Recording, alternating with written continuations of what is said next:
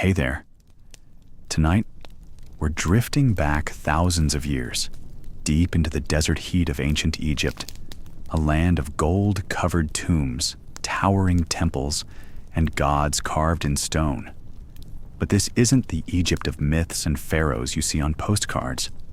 This is the Egypt of dust-choked lungs, endless labor, and sunburnt backs.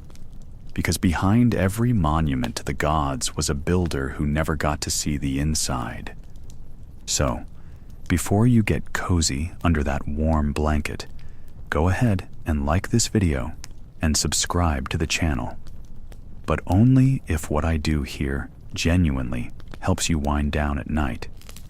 And hey, I'd love to know, where in the world are you watching from? And what time is it right now? There's something oddly soothing about knowing there are others awake with us, wandering through history together. Now, dim the lights. Light a candle if you've got one, or just let your screen's soft glow pull you deeper. Close your eyes, and slowly let the noise of today fade away as you step through a world of sun-scorched stone, divine obedience, and a kind of suffering no pyramid ever bothered to mention. The day begins before the light does. Long before the desert horizon blushes with the first touch of sun, the air is already stirring with the rustle of bodies rousing in the workers' village. Sleep is shallow on a straw mat spread across the packed earth, and the cool of the pre-dawn hour is the only respite the body will feel until the next nightfall. You are one of hundreds who share this dusty collection of mud brick homes built not for comfort, but function. There's no rooster to wake you, no luxurious call to prayer. Instead, there's the low murmur of voices, men groaning as they stretch sore limbs, women stoking the first cooking fires, and the coughs of children already stirring. Life here doesn't wait. It continues with or without your consent. Outside your door, the air still smells faintly of ash and wet clay. The Nile is not far, but you won't see it today. Your path is set in stone, literally. Before the sky turns golden, your first task is to eat. Not because the meal is worth savoring, far from it, but because the overseers expect your belly full when the work begins. A woman hands you a simple bowl. Porridge made from emmer wheat, thick and plain. If you're lucky, there's a small portion of dried onion or even a smear of date paste.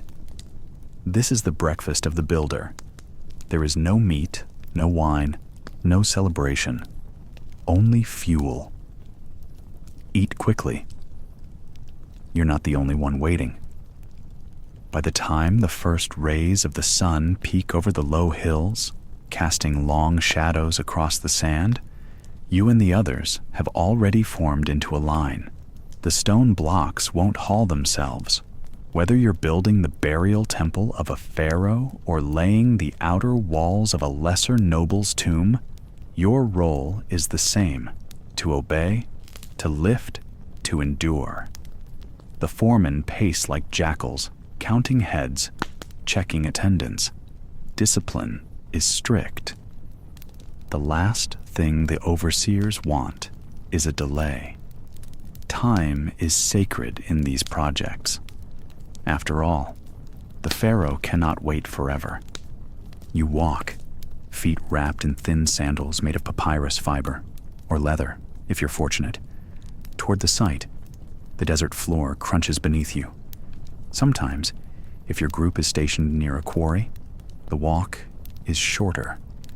Other times, you journey far across blistering ground just to reach the place where the blocks wait to be moved. The path is familiar, carved into memory by repetition. Around you, other laborers march in silence, occasionally humming a tune to distract themselves from the ache in their legs. By mid-morning, the sun is no longer gentle. It beats down like a second overseer, scorching exposed skin and drawing salt from your body in rivulets of sweat. You wrap a cloth over your head to shield yourself, though dust still finds its way into your nose, your eyes, your mouth. At the worksite, the chaos begins in organized rhythm. Stone cutters chip at granite and limestone with copper tools, their blows echoing across the plain. Water bearers rush between groups, refilling jugs and dousing sand to reduce dust. Rope handlers guide the blocks as they're dragged on sledges, lubricated with water or oil to ease the burden. Your job today is to haul. You're part of a 20-man team pulling a massive stone block on a wooden sledge. The sledge groans under the weight. Your shoulders burn. Every step forward feels like a personal triumph, but there's no time to feel proud. A shout from the overseer reminds you to keep pace. They carry staffs, mostly symbolic, but not always. Whippings are rare, but not unheard of. More often, punishment is meted out in the form of food, ration cuts, or dismissal from the project. An outcome nearly as harsh, especially for those with families to feed. By noon, the break arrives. It's short. A second meal is handed out. Flatbread, lentils, maybe beer. A thick, porridge-like drink that fills your belly but offers no joy. You sit under what little shade you can find, pressed shoulder to shoulder with others, grateful for the pause. You rub your hands, rough from rope and stone, and listen to the gossip. Someone saw a royal scribe yesterday. That means the Pharaoh's vizier is paying attention. The temple must be finished by next season's flooding. You chew in silence. You're too tired to care. The second half of the day is worse. The sun is no longer rising. It hangs directly overhead, and the heat swallows all energy. Still, the work continues.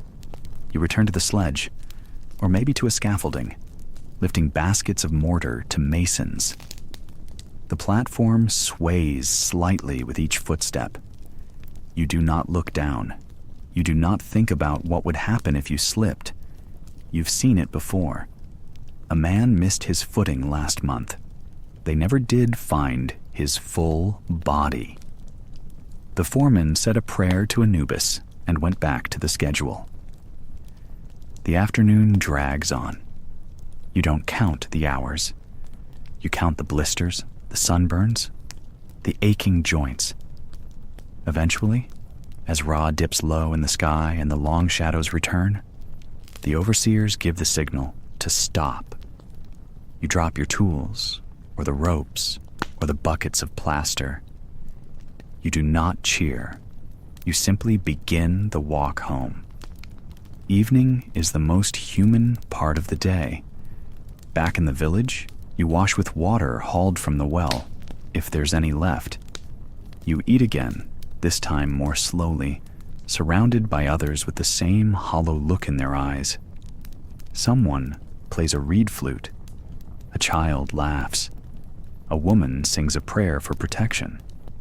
You lie on your mat, staring up at the cracked ceiling, and wonder if the Pharaoh will see your stone, if your sweat will live on in the temple walls, if the gods notice. Sleep comes slowly, but deeply. Your body demands it. Tomorrow will be the same heat, the same dust, the same block, the same burden. This is not a life of glory, but of survival. And yet, it builds a legacy that will outlast you. This is what it means to wake with the sun, every single day, in the shadow of a god-king. For a builder under the service of the Pharaoh, it meant another day caked in dust before the heat reached its full force. Before the call of birds, before the chatter of the overseers, you were already up, bare feet pressing into the cool earth, a wooden tool slung over your shoulder, and the weight of repetition sinking into your bones. Everything around you, walls, ramps, bricks, beams, began with mud. Not just any mud, but the thick, clay-rich silt left behind by the Nile's retreating floodwaters. It was soft and dark, almost sweet-smelling when wet, and cloying when dry. And it got into everything. Your hair, your nose, the space beneath your fingernails. It became a second skin, mixed with chopped straw, kneaded by hand or stomped with feet, and left to bake beneath the merciless Egyptian sun. This was the stuff of buildings. Mud brick was the material of homes, storehouses, barracks, even the skeletons of temples before they were clad in stone. Your task was rarely glamorous.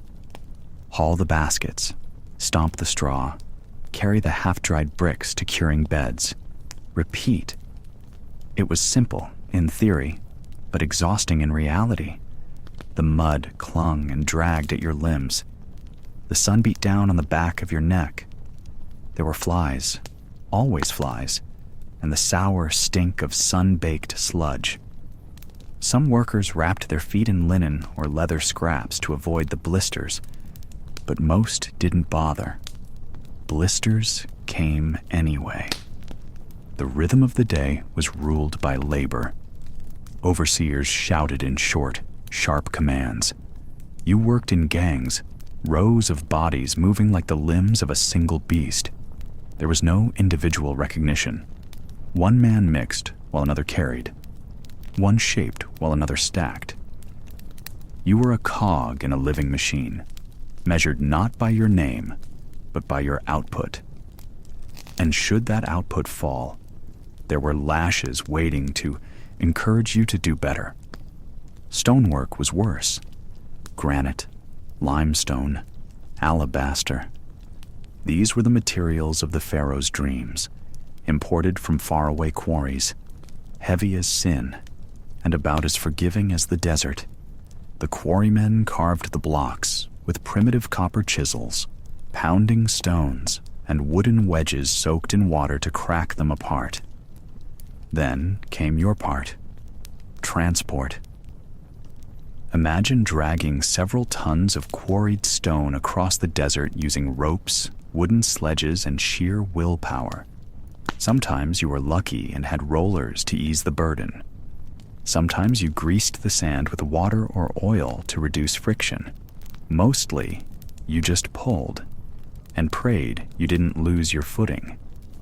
Teams of dozens, even hundreds, were needed to move a single block. The work left calluses on your shoulders, bruises on your hands, and often broken bones if you happened to be in the wrong place when a rope snapped or a sledge slipped. And for what? The tomb of a god-king, the base of a pylon, the facade of a temple you'd never be allowed to enter. Most days, you wouldn't even see the final structure. You worked far from the monument itself, shaping bricks or stones at staging areas, sending them onward in endless caravans of dust and sweat. It was strange sometimes to think that you were building eternity, but never seeing more than the next load. You couldn't pause. The overseers wouldn't let you. The sun didn't stop rising. And the Pharaoh? He wasn't going to wait. The divine calendar kept ticking, and the tomb needed to be finished before his death. Whenever that came. If he died before the tomb was ready, blame would fall on the workforce. So you moved faster, ate less, slept shorter. You didn't just work for wages, you worked for survival. Not that wages were fair. Your pay came mostly in rations: bread, onions, beer, a few copper trinkets if you were lucky, maybe a linen kilt once a year. But for many, those rations were the only reason their families ate. Men dragged themselves back to the workers' village with blistered feet and cracked lips, barely able to chew the gritty bread doled out to them each evening. Some saved the better beer for trade. Others drank it all at once to dull the aches. Even the tools were crude: wooden sledges, stone hammers, copper chisels, baskets of woven reeds. Everything was made to break, to wear down, to be discarded. Just like you. You sharpened the blades yourself, beat the dents out with stones, or patched broken handles with string. You learned to make do, or you fell behind. But despite it all, there was a strange kind of pride in the work. You might not see the top of the pyramid or walk the polished halls of the temple, but you knew. Your hands helped build it. The brick under your calloused fingers would outlast you. The wall you raised would stand long after your name was forgotten. It was hard to explain. The suffering was real, but so was the mark you left behind. And that's what kept many men going. So you kept going too. One more basket, one more brick, one more breath in the choking heat. It was the sound that filled your days, the squelch of wet mud, the rasp of stone against rope, the groan of wood under weight, voices chanting in rhythm, the whip's crack, the thud of bodies pushing themselves beyond their limit, and in the background, always, the endless patient hum of the desert, watching you work, watching you age, watching you fade. And so, you built, not for glory, not for wealth, but because it was your role, your duty, your curse, mud, straw, and stone. That's all it was, and everything it ever needed to be. A quiet heaviness hung in the air, broken only by the slow crunch of sand beneath rough sandals and the creak of wooden carts. All along the Nile's edge, workers stirred to life, reluctantly, stiffly, preparing for another day beneath the relentless sky. The overseer was not always cruel, but he was never kind. His job was to keep the labor moving, the materials flowing, and the schedules on pace, because delays, in the eyes of the state, were sins against eternity itself. The Pharaoh's tomb must be ready when the time came, whether that meant working through festival days or forcing men to drag stones in blistering heat until their hands bled. Each morning, the laborers lined up at the foreman's tent to receive their assignments. Stone haulers, copper tool carriers, chiselers, plasterers, and water bearers. It was a world of endless specialization, each task dependent on the rhythm of the others, and standing just behind the foreman was always the overseer, his eyes sweeping over the crowd like a vulture watching for weakness. He held a long, thin whip made of twisted leather. It wasn't always used, but its mere presence did the work of a dozen warnings. If someone lagged behind, it was cracked into the air. If a man dropped a tool or complained too loudly, the lash might find his back with a sharp kiss. Even those too sick to stand were sometimes roused with the threat of it. Punishment in these camps was rarely elaborate, but always effective. A man might be made to stand in the sun without shade, forbidden water until his error was corrected. Others were ordered to sweep sand back into pits from which it had just been dug, a pointless exercise meant to break spirits and remind them who gave the orders. There were no appeals, no hearings. The hierarchy was fixed, ancient, and reinforced not only by discipline, but by ritual.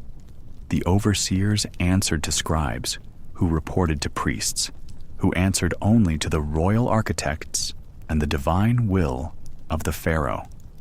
Even in absence, the Pharaoh's authority hung like a shadow over the entire valley. It was said that those who defied his projects might suffer in the afterlife, that they would be denied proper burial, their names erased from memory. So men obeyed.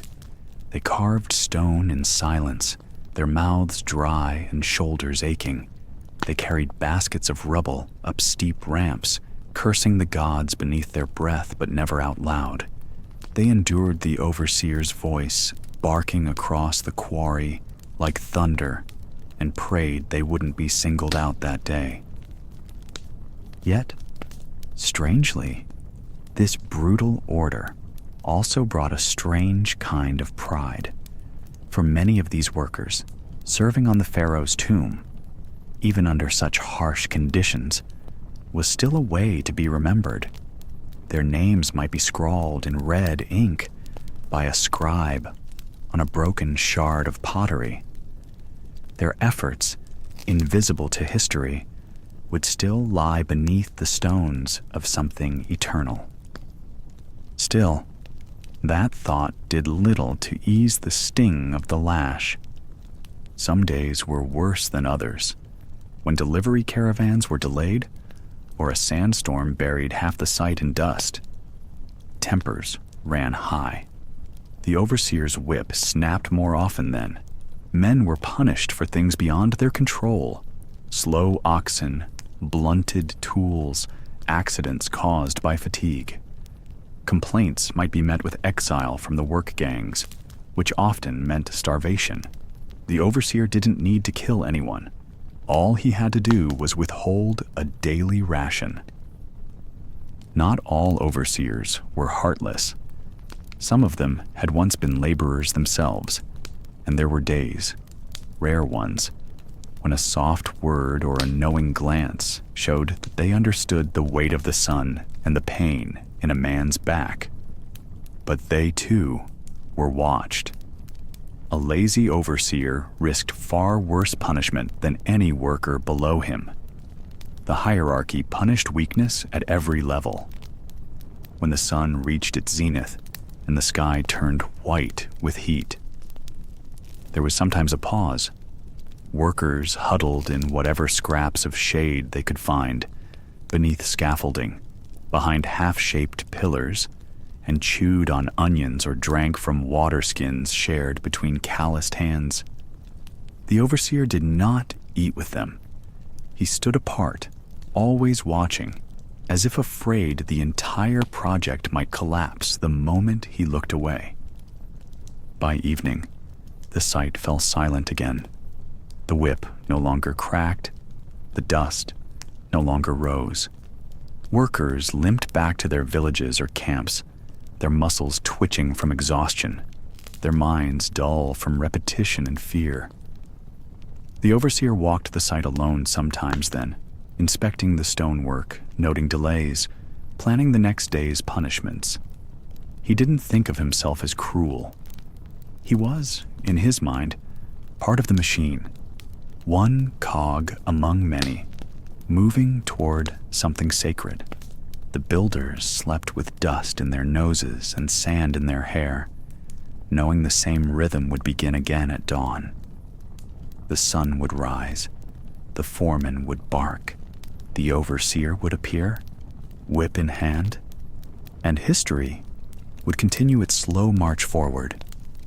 One stone, one scar, one forgotten name at a time.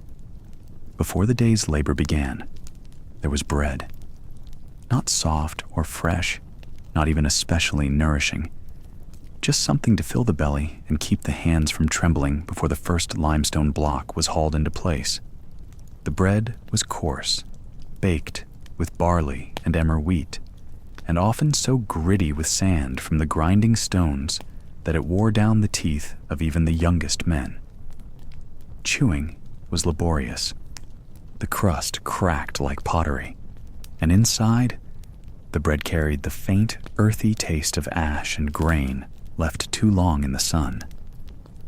But it was food, and more than that, it was life. Alongside the bread came beer, not the golden, frothy drink of modern imagination, but a thick, porridge-like mixture of fermented grain and water. It was cloudy and heavy, sipped slowly from clay jars. The workers called it heket, sweet and sour, cool in the morning heat. It was the one reliable comfort of their daily routine. Beer was not a luxury. It was a necessity. In a land where clean water could not always be trusted and the body burned through fluids faster than they could be replaced, beer was hydration, nutrition, and morale all in one. By midday, the sun was merciless, and so were the tasks. Hauling stone, shaping copper tools, mixing gypsum plaster. The tools were simple, the work relentless. Even with the help of sleds, ropes, and lubricated tracks, every movement required muscle and coordination, and more often than not, pain. Blisters formed within hours, breaking open and reforming in new places the next day. Hands were bound in strips of linen, feet calloused like leather. Shoulders ached long after the sun set. Most of the workers were not slaves, as often assumed. Many were seasonal laborers, farmers and craftsmen called in during the flood months when their fields lay beneath the Nile.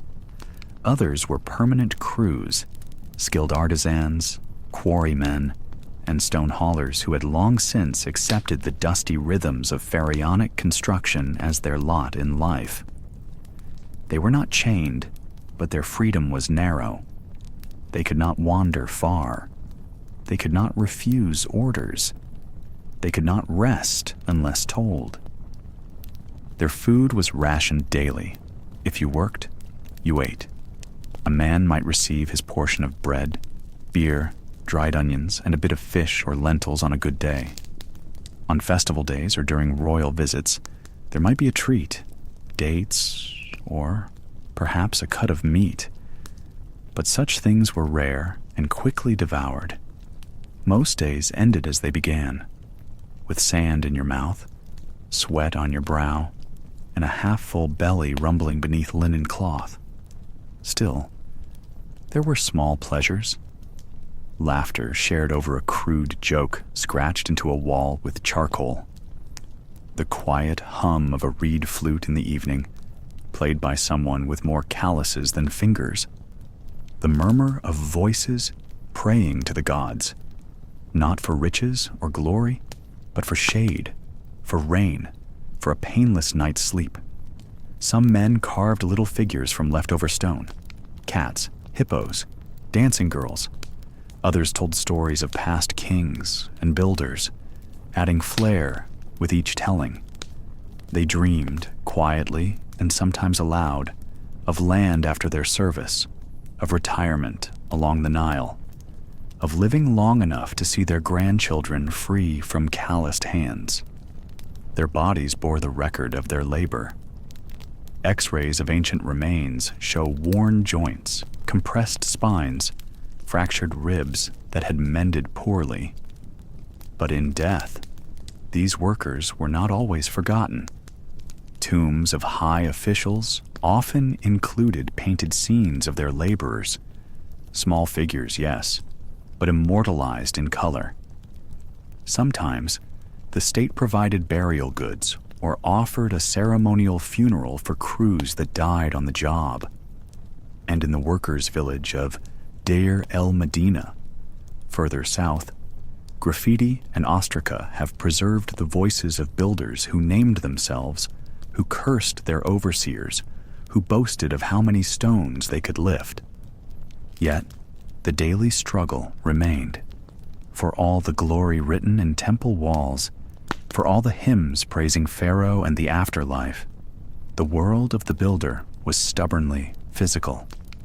It was hunger, managed with stale bread. It was thirst eased by sour beer. It was pain, soothed only by rest that never lasted long enough. The pyramid or temple rising in the distance was not theirs to enter. It was for the gods, for the king, for eternity. And so, When the sun dipped below the horizon and the desert cooled to a whisper, the workers returned to their huts. They chewed what bread remained. They drank what beer was left. They laid their bodies on reed mats or against cool stones and stared upward where the stars blinked over Thebes or Giza or Saqqara. Some prayed, some sang, some simply slept, too tired to think of anything but tomorrow's blisters. For the Pharaoh, these builders were tools, vital and valued, yes, but always replaceable. Yet without them, the great tombs and monuments would never have risen from the sand.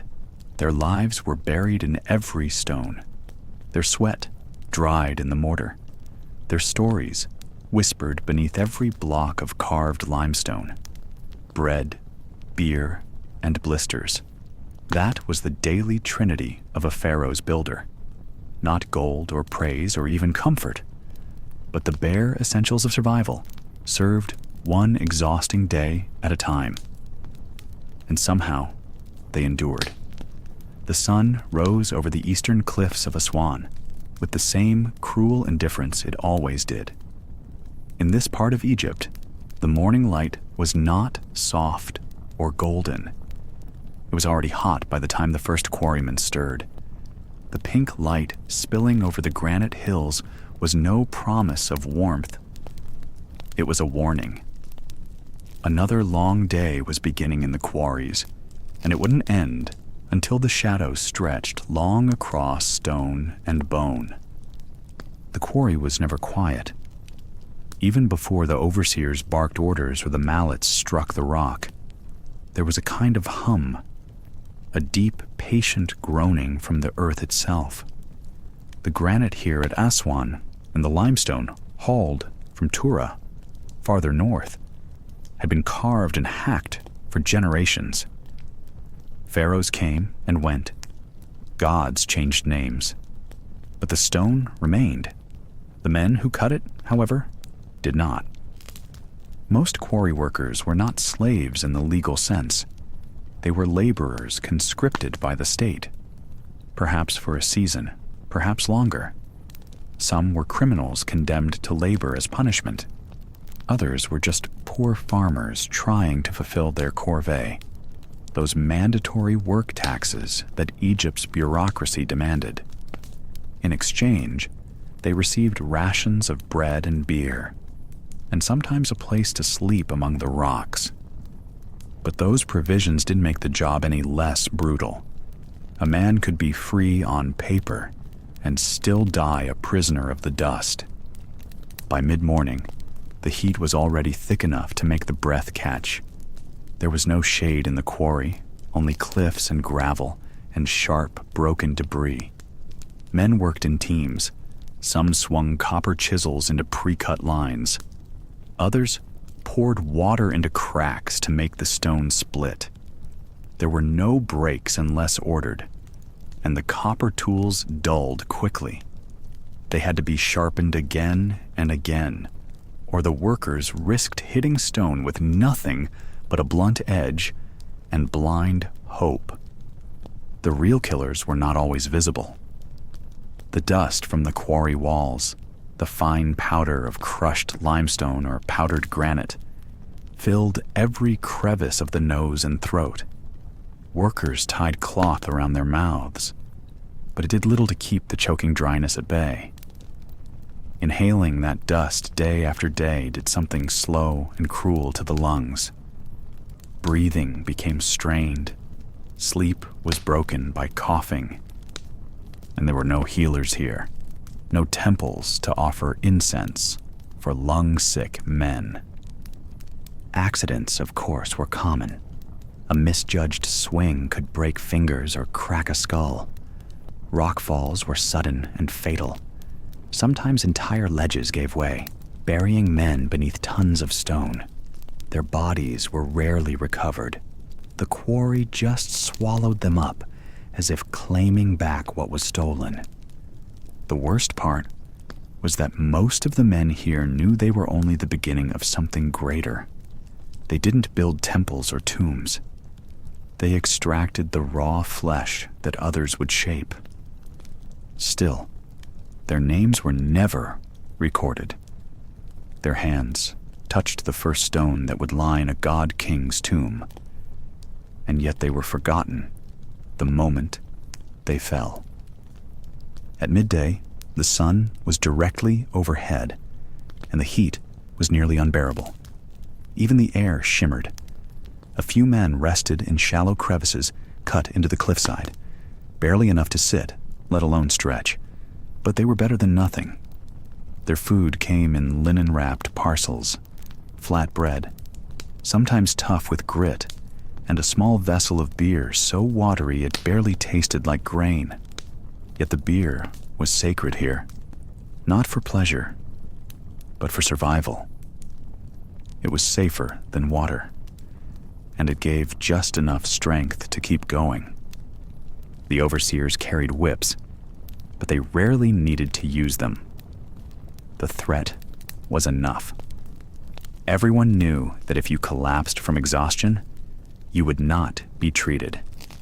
You would be dragged to the side, left under a scrap of linen, and expected to recover on your own. And if you didn't, well, the work would continue.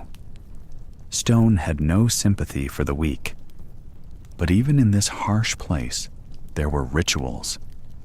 Before a new section of cliff was carved, a foreman would make a quick offering, bread and beer set beside the rock face, not to the gods exactly, but to the mountain itself. It was a quiet acknowledgement that this was dangerous work, that the earth could turn on you. No one made a spectacle of it. They simply set the food down, murmured something under their breath, and began to cut. As afternoon bled into evening, the work finally slowed. The tools were gathered, the dust brushed from shoulders, and the long walk back to the sleeping quarters began. The men didn't speak much. Their throats were raw. Their backs ached. But the silence was not empty. It was thick with the weariness of those who knew they'd be back tomorrow, and the next day, and the one after that. The sleeping huts were crude structures made from stacked stone and reeds. Inside, the air was thick and hot, but it was better than the open quarry. Some men rubbed oil into cracked hands. Others lay flat on the ground and stared at the low ceiling. A few passed around a jar of stronger beer, brewed in secret against regulations. It was a small rebellion. And in this place, small rebellions mattered. There were no songs here, no grand stories. The work was too hard, the days too long.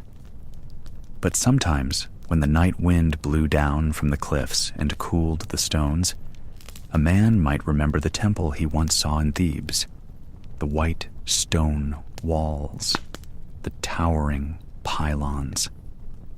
He might wonder if that corner column had been carved from a block he helped pull from the mountain. He'd never know. But maybe, in the quiet, it was enough to believe it. And so the quarry slept, blanketed in dust and darkness. The stars blinked coldly above, and the stone waited patiently for the next cut, the next crack, the next life to be shaped and broken beneath its weight. Before the sun could fully rise, they were already gathered, not to discuss wages or rest, but to listen to the latest orders dictated by a god in human form, the Pharaoh. It begins much higher up, among polished sandals and incense smoke, where visions were born in silence and grandeur. The Pharaoh, cloaked in divine titles and resplendent linen, sat surrounded by priests, scribes, and architects. Together, they imagined not just buildings, but eternity in stone. To be a builder in ancient Egypt was to serve a vision that was never yours. A temple might take decades to complete. A tomb might consume your entire working life. But none of it was for you. It was for the afterlife of someone else. You must understand that nothing in this world, not the positioning of a wall or the angle of a staircase, was arbitrary. Everything had symbolic meaning. Every length measured not only in cubits, but in cosmic consequence. The pharaoh's tomb had to face west toward the setting sun, where the dead passed into the next life. The inner sanctum of a temple had to align with stars that marked sacred moments. And each step of this plan came down from the divine ruler, who didn't ask for suggestions. The pharaoh wasn't merely a king. He was the living Horus, the son of Ra, the embodiment of order and divine will. When he dreamed up a tomb 10 times the size of his predecessors, it wasn't ambition. It was religious necessity. To serve the pharaoh was to participate in maintaining Ma'at, the balance and order of the universe. Refusing or questioning was more than treason. It was cosmic disruption. And so the architects came forward with their scrolls and sketches, prepared to translate godly desire into technical drawing. They traced in red ochre upon smooth limestone sheets, calculating load-bearing angles, hidden passages, and anti-looter traps. The plans would then be copied, discussed, and carried to the work crews. And somewhere down the line, far, far below the golden halls of power, the ordinary builders would receive their orders. Orders passed down like sacred scripture, carved in ambition and soaked in sweat. The pharaoh's vision wasn't just about size, it was about immortality. In life, he was the master of 2 lands, Upper and Lower Egypt. In death, he expected to rule the afterlife just as completely. This demanded no ordinary grave. A king's final resting place had to defy time, looters, nature, and even the gods themselves. Chambers filled with treasure, ceilings painted with stars, false corridors to deceive tomb robbers. Every stone was a promise that the pharaoh would not be forgotten. And yet, no matter how awe-inspiring the final result might be, the work began in silence and dust. Hundreds, sometimes thousands, of workers would be summoned from across the land. They came from villages, from farms, from the temple workshops. Some were skilled masons or sculptors. Others were just hands and backs with little choice. While the pharaoh stood in shaded balconies describing his future in eternity, the men who would build it had no such illusions. The architects knew their place. Even the most brilliant minds among them, men who could calculate alignments using stars, who knew the stresses of stone and sand, were still servants. One wrong guess, one shift in the bedrock, and they could be held responsible.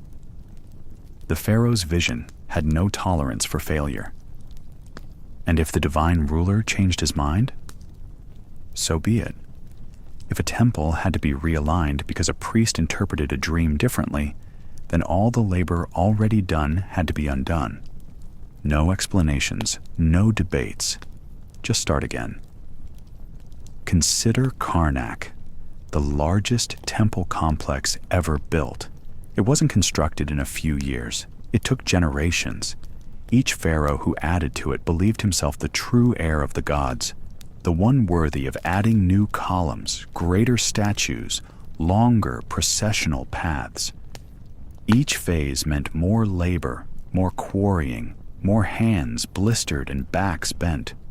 Or look at the Valley of the Kings, hidden in the cliffs west of Thebes. Not just a cemetery, but a puzzle of stone and secrecy. Every tomb was designed to be invisible, unreachable, and eternal. The pharaoh's idea of a perfect burial place was one that no one could find, including the people who built it. And still, the vision had to be followed to the letter. And what if the Pharaoh died before the work was done? The vision didn't pause. It accelerated. Tomb crews doubled their shifts. Tools clanged day and night. No ruler could enter the afterlife without a proper tomb. And death did not wait for construction schedules. The pressure wasn't just political. It was spiritual. Back at the edge of the Nile, where the silt smelled of clay and the boats waited to carry the first stones downstream, you might glimpse the beginning of it all. A slab marked with red paint, a rope stretching toward a not yet visible pyramid, a foreman yelling about sand weights and deadlines, but above it all loomed something larger, the Pharaoh's will, unreachable, unchangeable.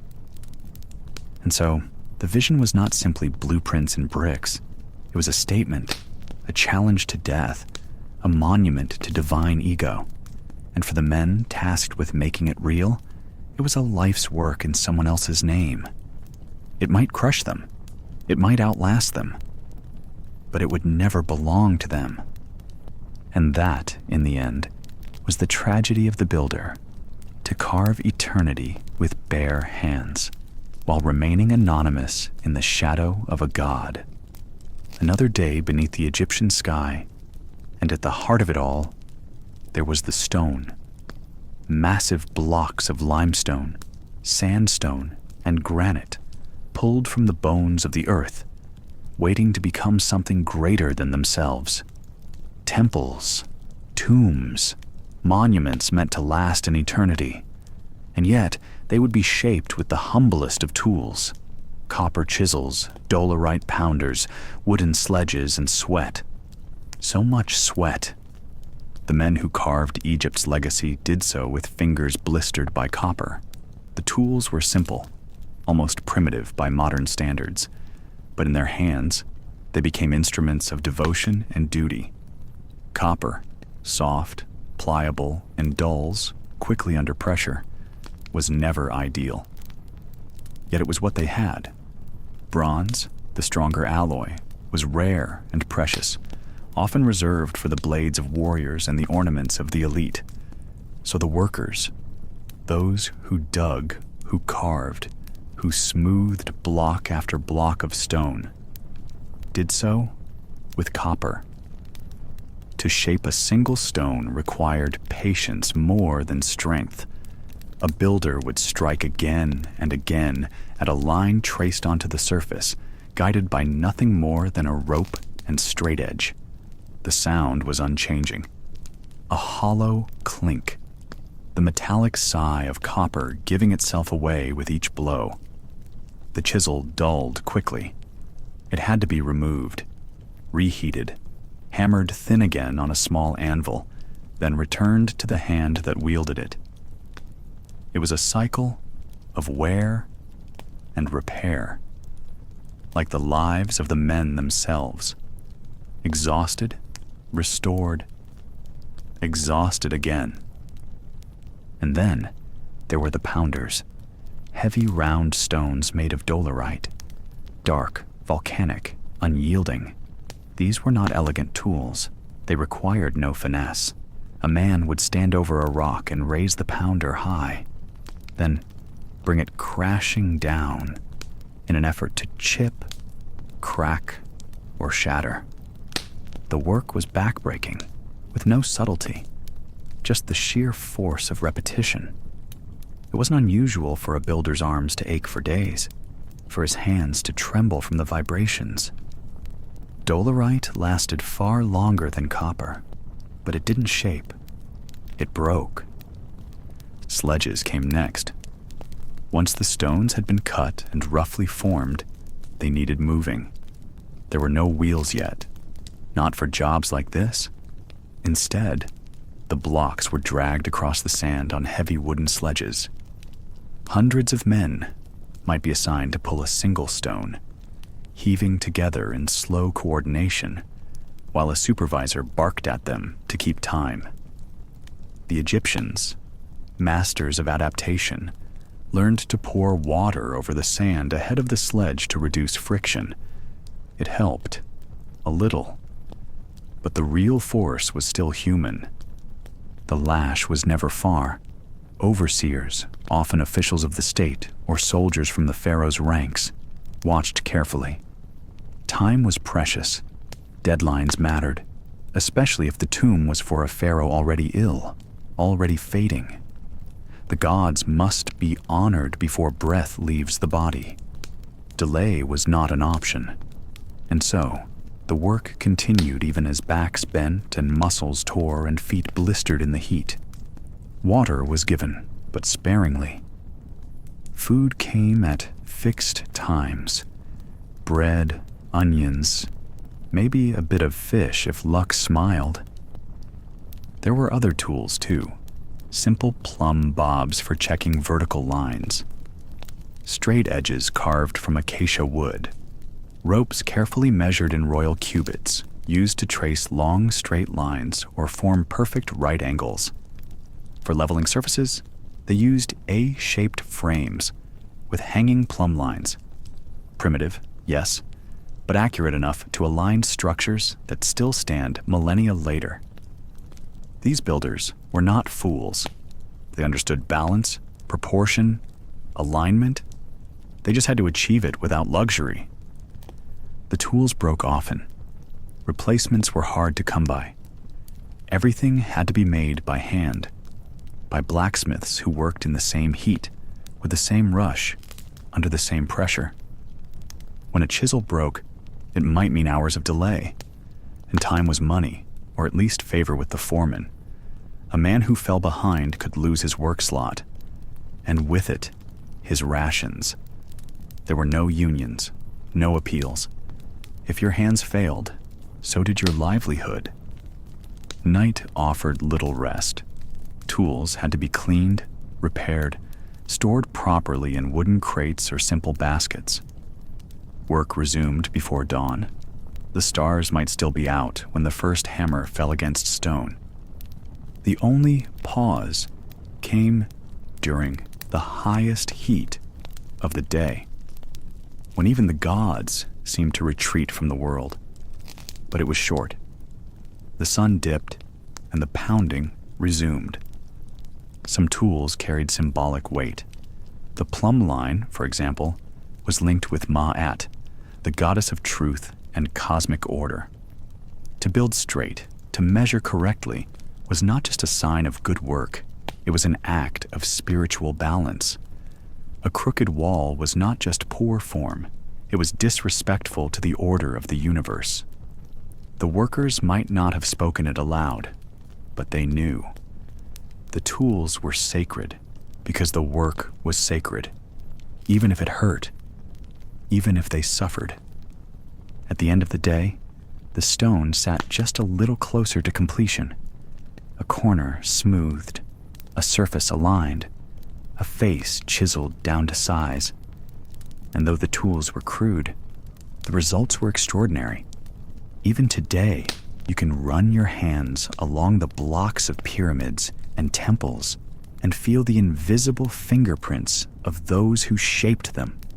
Men who bent their bodies and their bones to the service of something far greater than themselves. Yet the tools did not care. The copper chisel did not know how many hands it passed through. The dolerite pounder remembered no names. The sledge creaked beneath the weight of gods and kings and dreams. But the builders remembered. In the dark of night, as they laid on their mats with sore shoulders and raw palms, they knew what they carried. Not just stones, but stories. And tomorrow, they would rise again, chisel in hand, and begin once more. Again, you're not a slave. Not exactly. You're not chained nor bought at market. But make no mistake, you're not free either. The village you live in is quiet tonight, wrapped in the heat-soaked hush of another desert evening.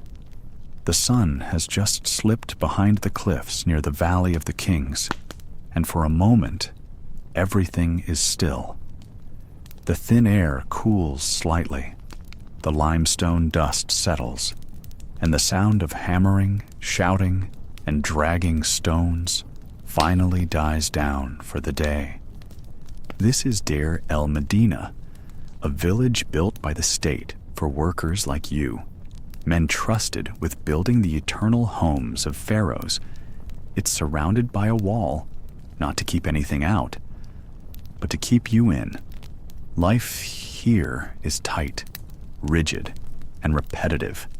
There are no wide-open fields, no marketplaces filled with strangers and stories, just rows of small square homes crammed shoulder to shoulder, one mud brick wall pressed against the next.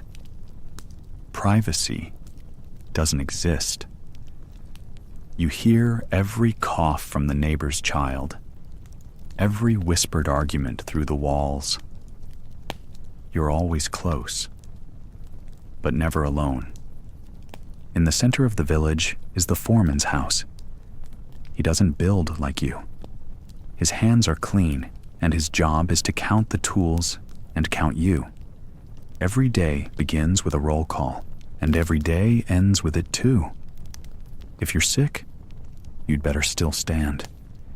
If you're dead, well, someone else will take your place tomorrow. The food isn't bad, if it comes. You get rations, coarse barley bread, dried onions, sometimes a little beer if the state storehouses are full. It's never enough. On some days, your wife stretches lentils into paste just to make the meal seem fuller than it is. There's always work, but never enough food. And always, there's someone watching. Guards patrol the wall, not to protect you, but to make sure you don't wander. The Pharaoh pays you in kind: food, cloth, oil, so long as you stay loyal and quiet. But even a whisper of complaint can send the guards to your door at night. And if you ever think about running off to Thebes or sneaking out to work for silver under a private master, think again. That wall is high, and you're not the first to consider it. Still, you're better off than most. You know this. You live in a house, not a hut. Your children don't starve, at least not yet. You shape the tombs of kings, and in rare moments, when the foreman isn't looking, you carve your own name into the stones. Small, hidden. A moment of rebellion no one will see for 3,000 years. In the village, time flows in cycles. 10 days on, 1 day off. On that one sacred day of rest, you may visit the small shrine. Or, if you're daring, sneak into the hills and drink date wine with the quarrymen. The priests frown on that. So does the state. But there are few pleasures, and you'll take what you can get, even if it means dealing with the ever-present itch of fleas in your sleeping mat, or the cough that never goes away, or the sunburn that peels your skin again and again, no matter how much linen you wrap around your head. At night, the air finally cools. You lie on the flat roof of your house, staring up at a sky so wide it makes you feel like a grain of sand. You listen to your wife below stirring the last of the lentils, and you hear the familiar, wheezing breath of your eldest son, already exhausted from hauling water jars all day. The stars are beautiful, but distant. You wonder what your work will look like when it's finished, if it will matter, if the gods will know your name, if the Pharaoh even knows you exist.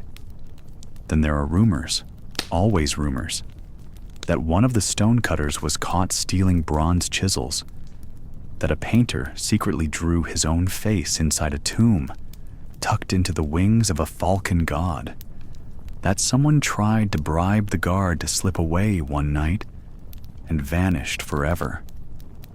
No one talks about these things aloud, not really.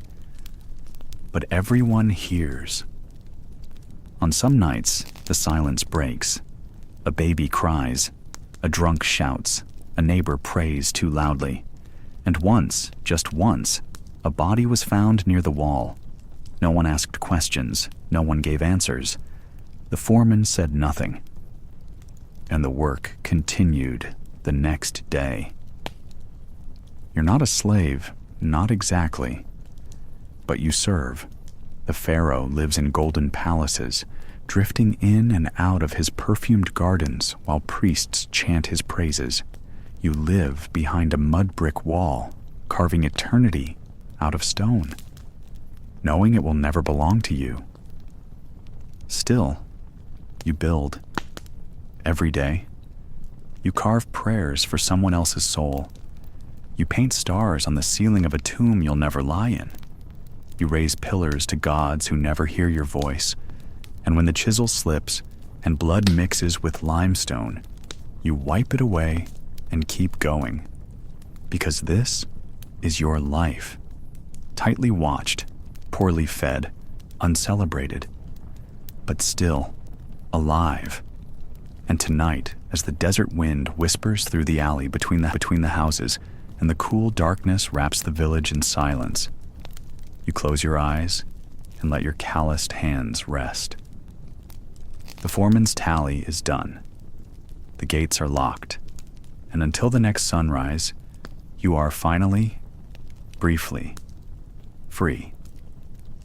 By the time the stars begin to fade and the Nile takes on that familiar silver sheen of dawn, the men are already deep within the stone belly of the tomb. There is no sun here, no breeze, just the flicker of oil lamps, casting long shadows across walls meant to last eternity. This chamber will one day hold the body of a god king, but tonight it holds only men with calloused hands, strained eyes, and an impossible task: perfection. The artisans do not speak much. Voices carry too strangely in the confined space, and any sound risks distracting the man with the chisel. One wrong tap, just one, and the line curves where it should remain straight.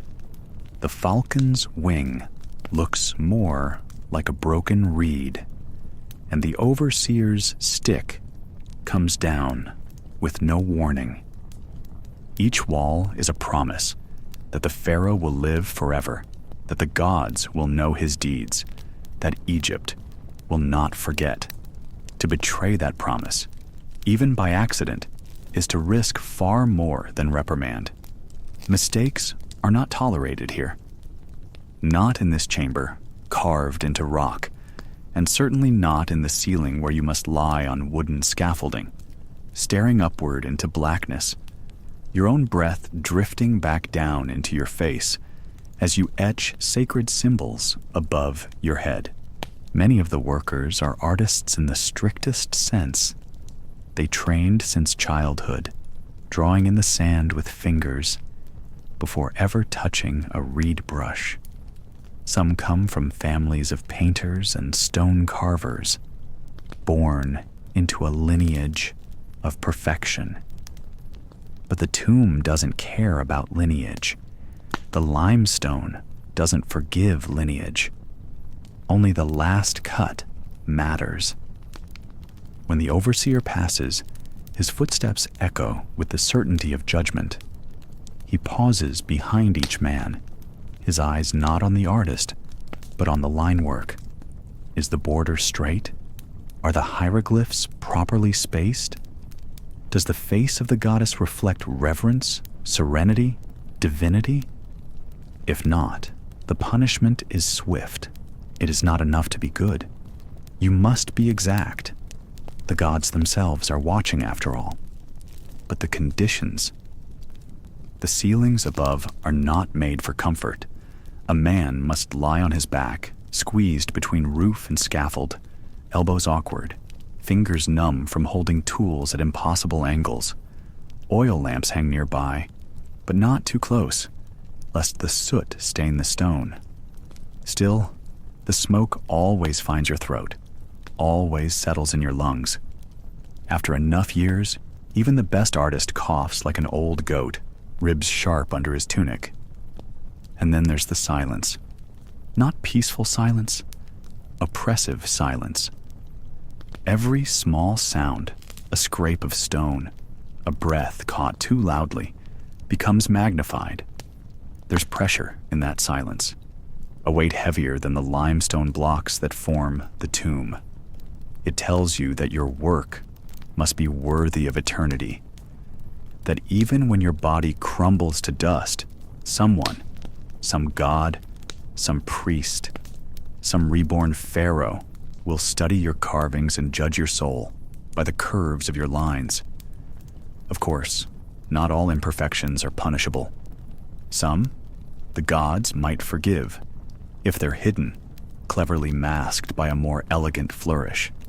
But many artisans know that a single error, a misplaced stroke, can lead to days of redoing an entire panel.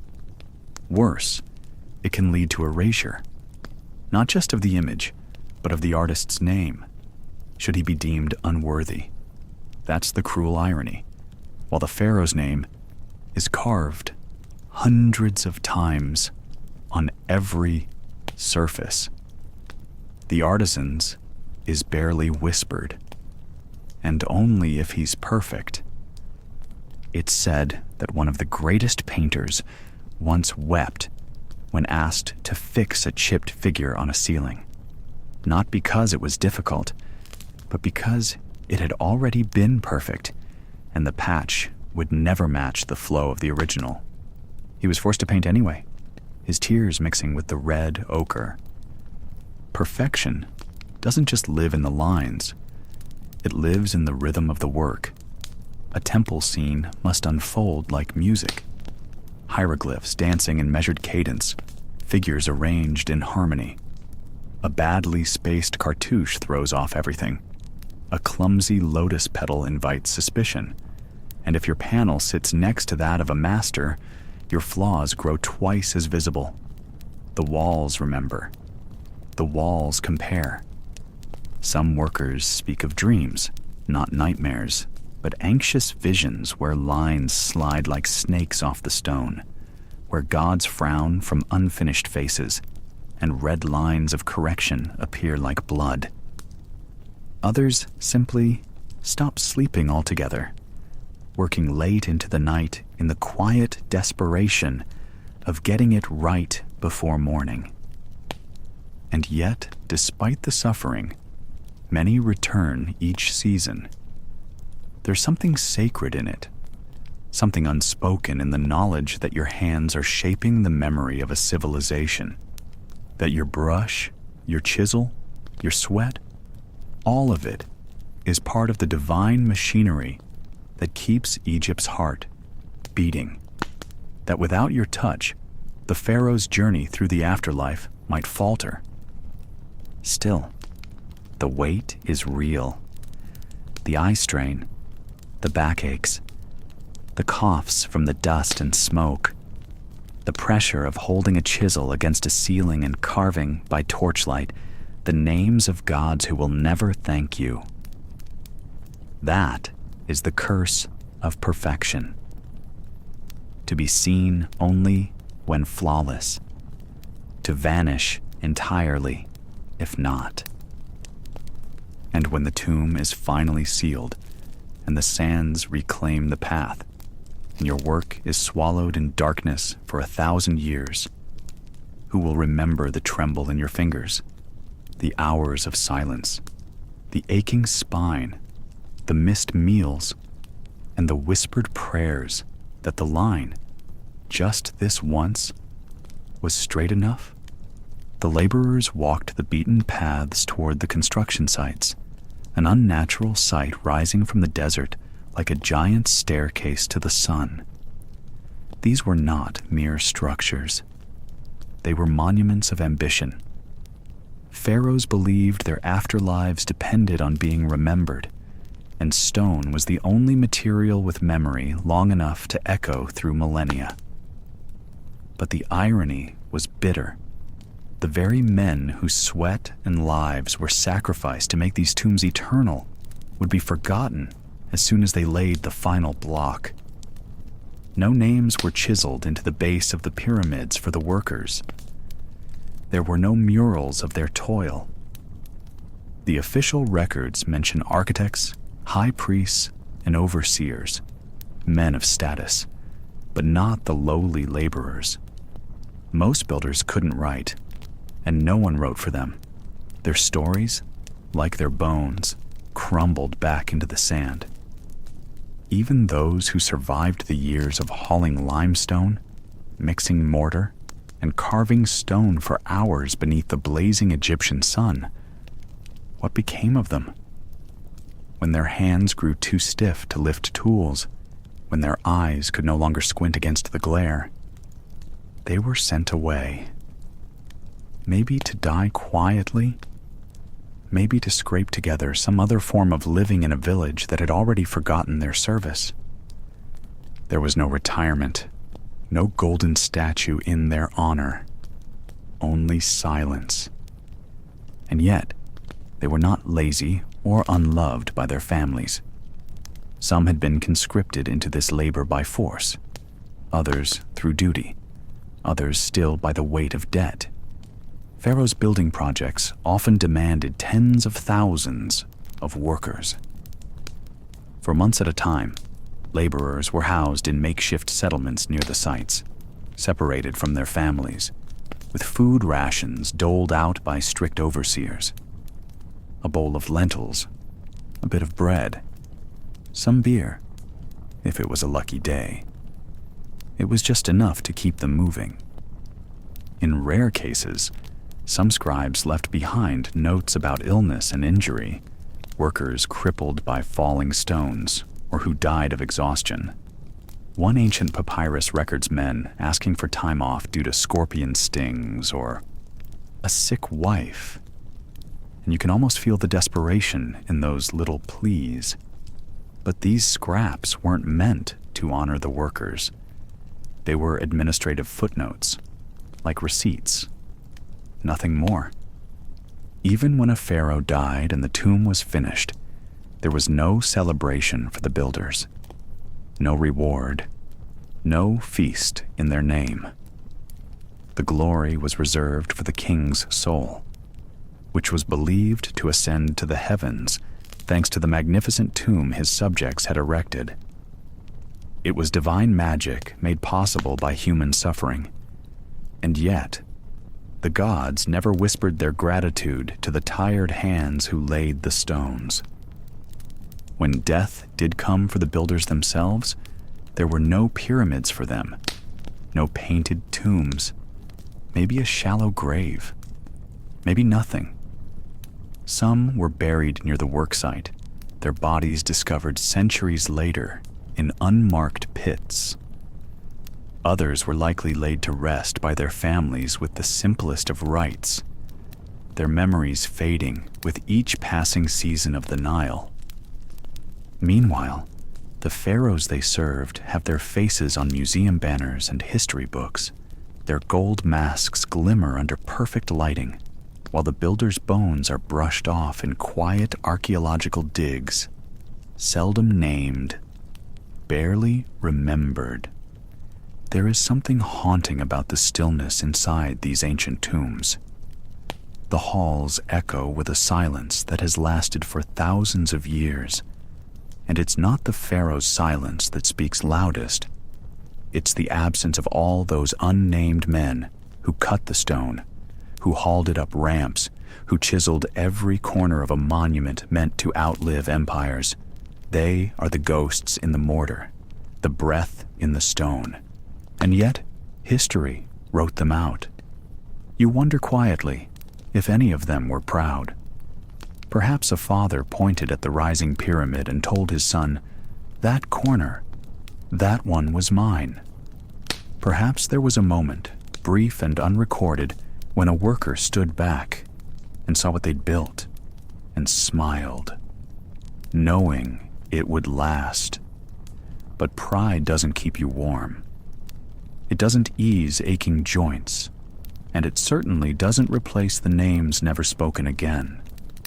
The ancient Egyptians believed deeply in the power of names. To speak a name was to give it life, and so the pharaohs ensured their names were carved, gilded, sung in prayers, and whispered in tombs filled with hieroglyphs. But the builders? Their names vanished like the dust on their sandals, forgotten not just by kings, but by time itself. And that's why it truly sucked to be a pharaoh's builder, because you gave your life to raise a monument that would never acknowledge your existence. You helped create a stairway to the stars, but you were never allowed to climb it. So now, centuries later, as you drift off to sleep under a roof built by someone else's hands, think of those long-lost workers. Let your breath match the slow rhythm of their labor, the steady thud of tools, the whisper of sand over stone. The monuments stand, but the men do not. And somewhere in that silence, their stories wait to be remembered. Tonight, your thoughts drift to those who built the pyramids, the colossal tombs of the pharaohs, whose names echo through history. But beneath those towering monuments lies a story seldom told, the story of the laborers, the builders, the nameless hands that shaped eternity, yet who never shared in the promise of everlasting life. In the heart of ancient Egypt, death was not an end, but a passage, a journey from the world of the living to the eternal realm of the gods.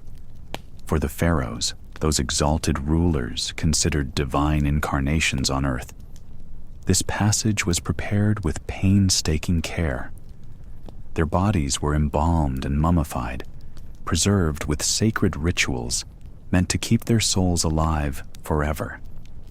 The intricate process of mummification was a privilege reserved for the elite, preserving the flesh, protecting the spirit, ensuring the pharaoh's safe journey into the afterlife, where he would reign eternally alongside Osiris, the god of the dead. But what of the men and women who labored to build these grand resting places? What of the builders, the quarry workers, the artisans, and the laborers who toiled beneath the relentless sun, hauling stone, carving walls, and raising the tombs? Unlike the pharaohs, their end was far simpler, far more mortal. They were not embalmed.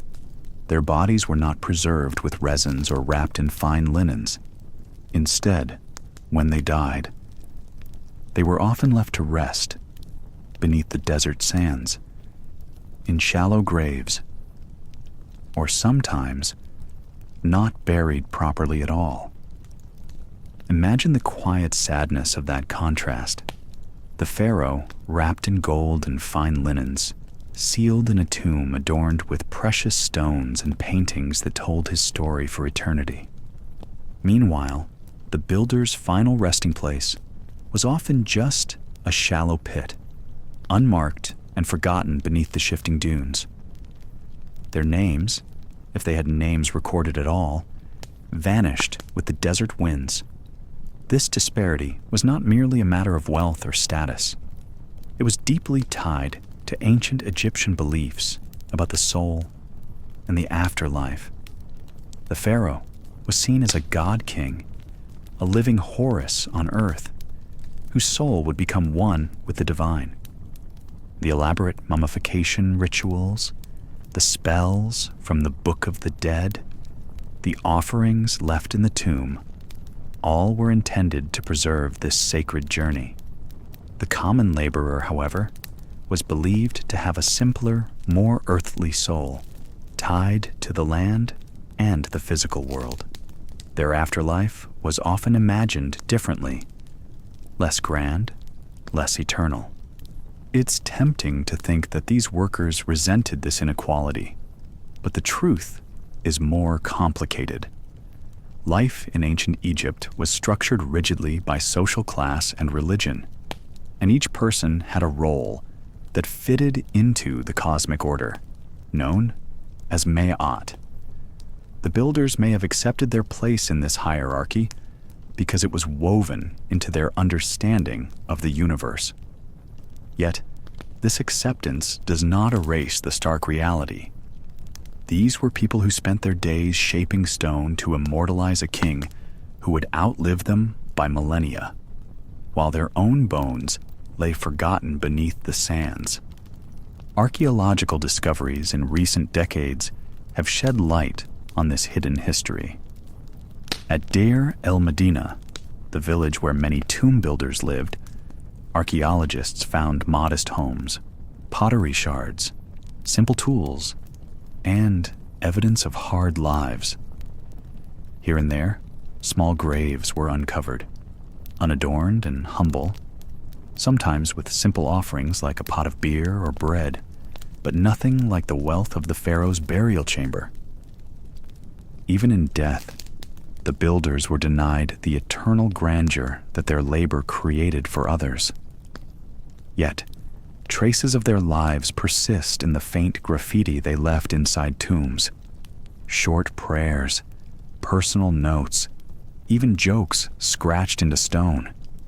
These fragments offer a rare glimpse into their world and remind us that these were human beings with hopes, fears, and perhaps a quiet envy for the immortality their work ensured for the pharaohs.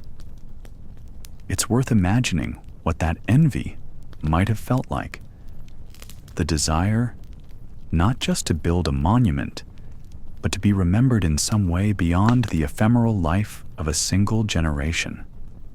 The pharaoh's name was chiseled into history, repeated in chants and hymns. The builders' names, mostly lost to time. Their stories were swallowed by the sands they had worked so hard to move. And yet, in their anonymity, they achieved something remarkable. Their hands shaped history. The pyramids and temples stand as silent testaments to their skill, endurance, and sacrifice. Each stone laid was a piece of their legacy, even if their names never accompanied it. The desert keeps their secrets well, but in the quiet spaces between those stones, their presence lingers. Tonight, as you drift deeper into sleep, let your mind wander beneath those vast blue skies of ancient Egypt, among the workers who built wonders from dust and sweat. Remember the contrast: the king embalmed for eternity, the builder resting in simple sand, both parts of a story that, together, made Egypt immortal. Now you stand at the edge of the grand site. The air smells of dust, sweat, and stone. Around you, hundreds of workers begin their day, dragging massive blocks, shaping rough-hewn limestone, and setting the foundations for a monument that will outlive them all. Yet you, the architect, carry a weight far heavier than any stone, the burden of a vision that must be perfect, a dream that must not falter. In ancient Egypt, architects were not just builders or artists. They were the chosen eyes and hands of the pharaoh, tasked with bringing his divine will into the world of flesh and stone. You're not merely designing a building, you're creating an eternal home for a god on earth. Every angle, every line, every single block must reflect the power and glory of the ruler, a ruler who demands nothing less than perfection. And perfection comes with a price. You unroll your papyrus scrolls and run your fingers over the intricate sketches and measurements. The temple's blueprint glows like a sacred script. It will house gods and kings, spirits and ancestors. It will stand for eternity. But one mistake, a cracked pillar, a misaligned wall, a statue that tilts just so, and that eternal legacy is shattered. For the Pharaoh, failure is not an option, and for you, failure can mean death. The fear lingers in every breath you take. Stories circulate among the craftsmen and builders about architects who disappeared after displeasing the king. Some say their eyes were gouged out, others that they were buried alive within the walls they designed. The truth is hard to know. The Pharaoh's court is wrapped in secrecy, and no one dares speak openly. But the threat is very real. Your life is tied to every stone laid and every measurement made. You walk the narrow ledges high above the site, inspecting the work of your teams. A slight miscalculation could cause a collapse, and a collapse in the eyes of the Pharaoh is a sign of incompetence, a stain on his glory. The Pharaoh must appear invincible, flawless, and so must you. The sun climbs higher, beating down mercilessly. Sweat runs down your back as you pace between towering columns and massive blocks, calling out instructions in the clipped, formal tone expected of someone in your position. You must project control, calm, authority, even as your mind races, calculating load stresses, material weaknesses, and the human cost of every decision. You know the workers suffer in silence beneath the desert sun. Their hands are cracked and bloody.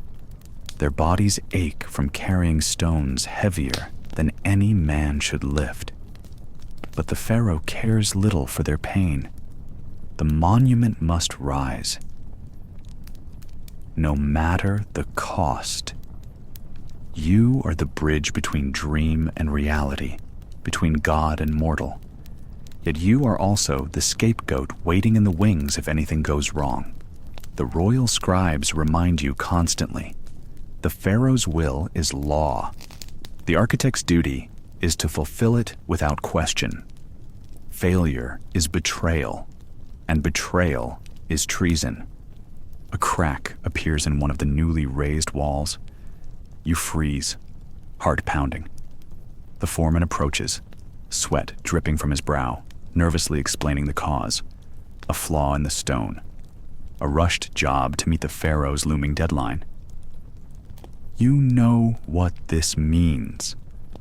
The fault is yours. The Pharaoh's pride is on the line. In the cold shadows of the evening, you are summoned to the palace. The Pharaoh waits, his eyes like burning embers beneath the heavy brow. His voice is quiet, but sharp as he asks about the crack, his disappointment cutting deeper than any sword.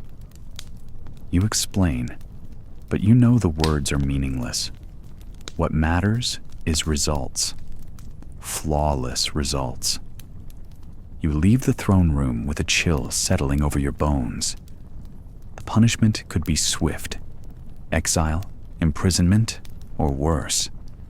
Perhaps they will spare your life, but the fear will remain, as palpable as the desert heat. A shadow you carry with you always. Back at the construction site, you work relentlessly to fix the flaw, to mask the imperfection. Your hands tremble, but your voice is steady. Workers glance at you, sensing the tension, but knowing better than to ask. The monument must be perfect. The Pharaoh's legacy depends on it, and so does yours. You watch as the temple slowly takes shape against the burning sky, every pillar rising like a testament to power, and every stone a silent threat to your survival.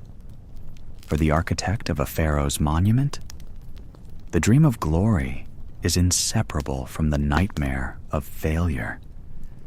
As night falls and the workers sleep under the stars, you linger among the half-built walls, the air thick with dust and secrets.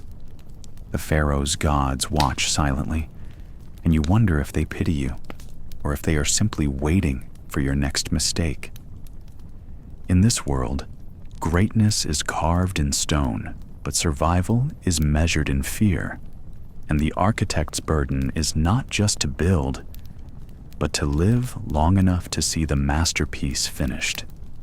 In the hidden recesses of tombs, far from the eyes of priests or royal overseers, many left behind their own messages, simple sketches, crude signatures, jokes, and curses.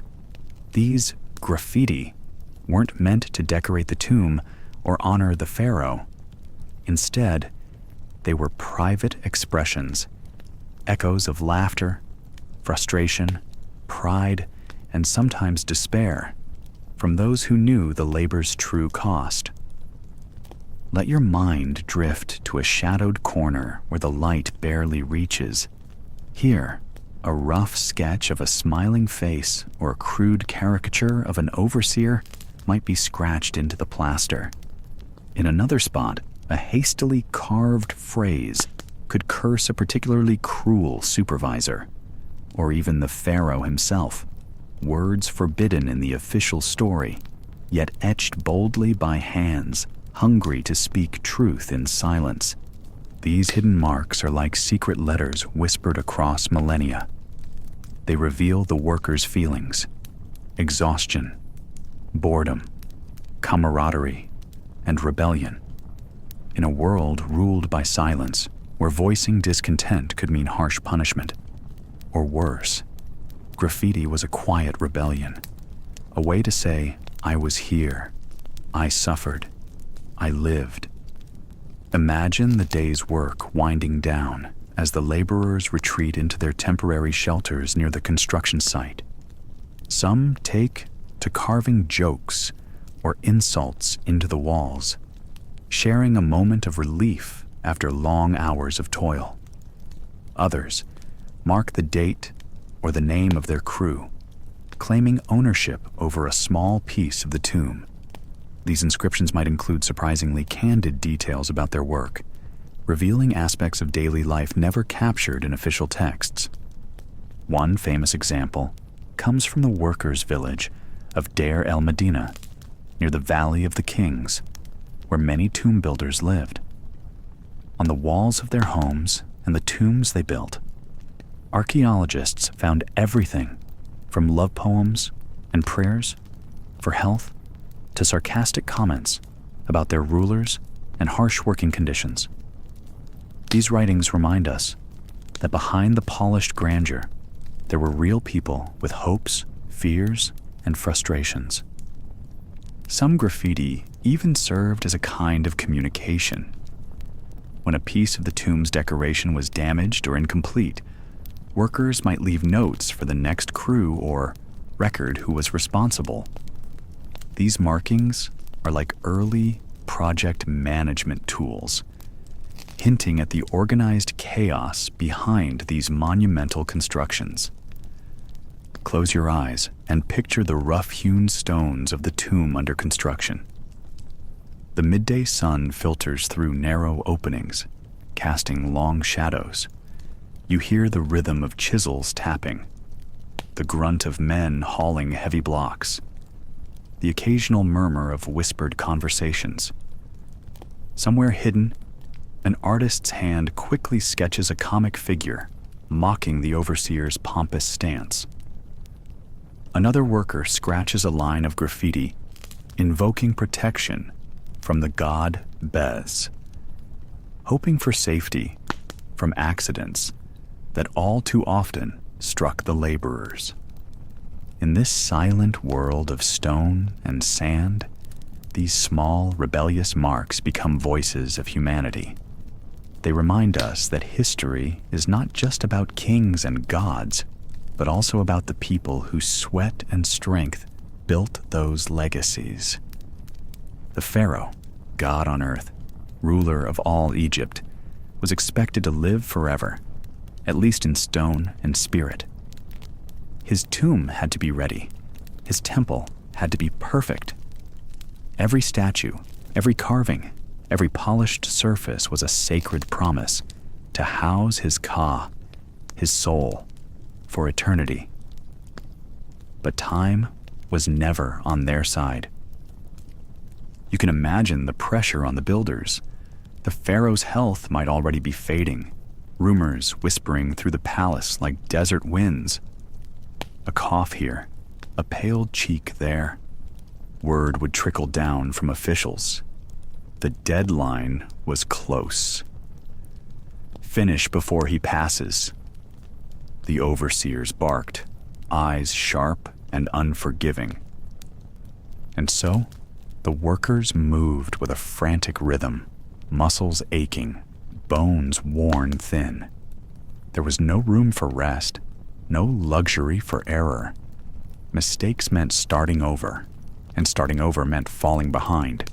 Falling behind meant facing the overseer's cruel punishments, lashings, starvation, or worse.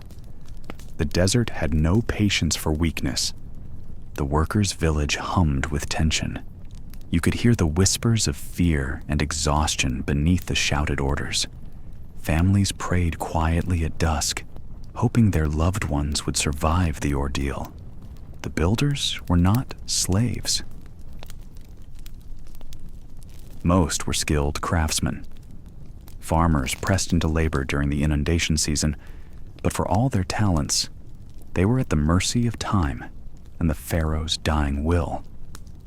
Inside the temple's walls, master sculptors chipped away at statues of gods and kings, their tools flicking sparks in the dusty light. The air smelled of stone dust and resin, mingled with the sweat and smoke of cooking fires. Every stroke was a prayer, every curve a hope that the statue would last through the ages, a permanent home for the pharaoh's spirit. Yet, even as the sun set and the workers' bodies begged for rest, the overseers' voices would echo through the night. No rest. No pause. The pharaoh's time approaches. Torches cast flickering shadows on unfinished walls, and the rhythmic pounding of hammers sounded like a heartbeat, counting down the remaining hours. The pharaoh's tomb was the most sacred project of all. Burial chambers deep within the earth, designed to protect the body from decay and thieves, filled with treasures, food, and magic spells to guide the soul safely into the afterlife. It was a fortress of stone and mystery, a promise of immortality, but only if completed in time. You might picture the architects standing over scrolls and plans, their brows furrowed with worry. Every detail had to be perfect, but time forced compromises. Walls were built thinner, corridors shortened, decoration simplified. The gods, watching from above, demanded perfection, but the men below had no choice but to race against fate. On the final day, the workers pushed harder than ever. Men carried massive blocks across dusty ramps, their muscles trembling with exhaustion. Pain was ignored. Blisters burst and blood mixed with dust on their hands. Every breath was shallow, every step heavy. The whole workforce was united in silent desperation. Finish or face the pharaoh's wrath. And when the pharaoh finally died, a hush fell over the land. The temple stood, the tomb sealed, or at least mostly so. Workers collapsed onto the hot ground, their bodies broken, but their task complete. The pharaoh's soul could now begin its journey to the afterlife. But for those builders, there was no glory, no thanks. Their names were lost beneath the sand, swallowed by time. Their sweat and blood became part of the stone itself, silent witnesses to a king's race against death. You're standing at the base of a giant ramp. The smell of dust and sweat mingles with the faint scent of papyrus and distant Nile mud. All around, the hum of voices rises and falls, a chorus of grunts, commands, and the scraping of rough wood against stone. Before you lies the stone, a massive block of limestone or granite, freshly hewn from the quarry miles away. It weighs nearly 50 tons. To put that in perspective, it's heavier than a modern car, and you're expected to move it. Not on wheels, not with pulleys, but by sheer human will and muscle power alone. No cranes, no engines, just men, wood, ropes, and sweat. Imagine your hands gripping rough ropes, the fibers cutting into your palms, raw and aching. Your feet stand on sand so fine it slips with every step, threatening to throw you off balance. The stone rests on a wooden sledge, a flat platform built from date palms and acacia, strong but unforgiving. Your crew, perhaps dozens or even hundreds of men, gather around, ready to pull. The overseer raises his arm, and with a shout, the effort begins. You pull. The sledge groans, scraping harshly against the stone track beneath it. The friction is immense, the weight almost unbearable. Your legs burn, your back screams in protest. The sun beats down relentlessly, each breath a gulp of hot air, thick with dust. But stopping is not an option. Every inch forward is an inch closer to glory and closer to the afterlife promised by the Pharaoh's grand design. Now, imagine the ramp itself, steep and unforgiving. These ramps could stretch for hundreds of meters, sloping up toward the temple site or the pyramid's base. Moving stones uphill adds a whole new level of difficulty. Gravity fights you at every step. You lean forward, bracing with your entire body weight, muscles straining to prevent the sledge from slipping backward. The ground beneath your feet shifts, gravel skittering away. Every step feels like wading through invisible resistance.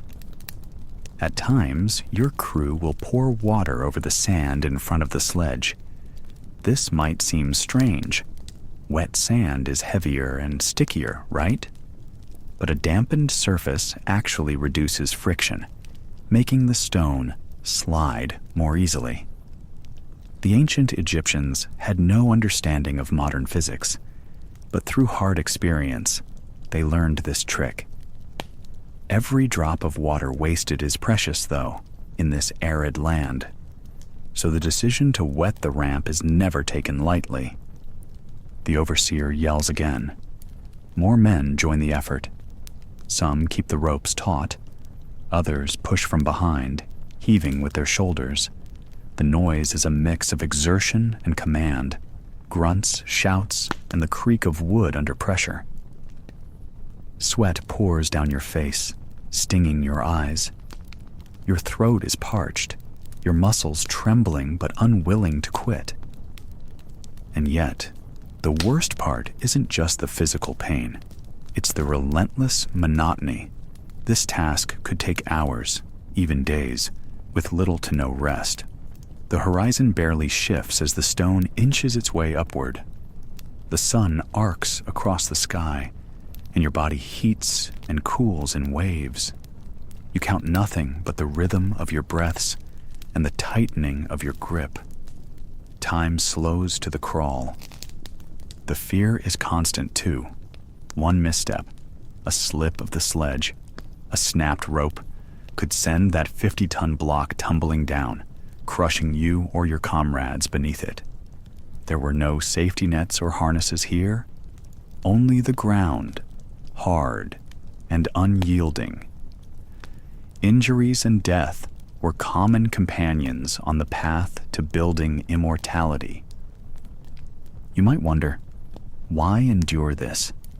Why risk everything for a stone temple or tomb? The answer is both simple and profound. To the ancient Egyptians, building these monuments was not just about pleasing the pharaoh. It was a sacred duty, a direct connection to the divine. Every block placed was a step toward eternal life, a guarantee that order and balance, called ma'at, would be preserved in the universe. Your hands, though raw and bleeding, are part of that cosmic order. The sweat you shed waters the soil of history. The toil you endure echoes in eternity. The stone you move will outlast empires, gods, even time itself. But in this moment, as your muscles scream and the sun blazes overhead, all you can think about is the next pull, the next step up the endless ramp. You feel the ache settling deep into your bones, a dull, constant reminder that you are not the pharaoh, not the architect, not the priest. You are a builder, part of a vast anonymous workforce, and the monument will rise because of your suffering. Behind you, the Nile glimmers in the distance, cool and indifferent to your hardship.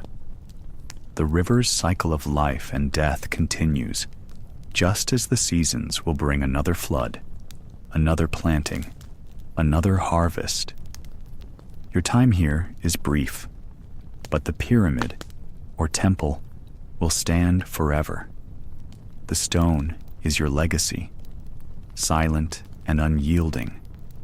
And when the day finally ends, when the sun sinks below the horizon and the desert cools, you collapse beside your comrades. The sledge rests at last on solid ground. Your body aches in ways you didn't know possible. But your mind is filled with quiet pride. The strange comfort that you have contributed to something immortal. You drink your thin barley beer, taste the coarse bread, and feel the night breeze whisper through the workers' village. Tomorrow, you will do it all again. Another block, another day, another step toward eternity. You're now standing inside a half-built temple. Like any other day, the sun burns hot outside, but inside these walls, the shadow is cooler, if only barely. Around you, rough-hewn limestone blocks rise higher every day, stacked carefully by hands, calloused and cracked from constant labor.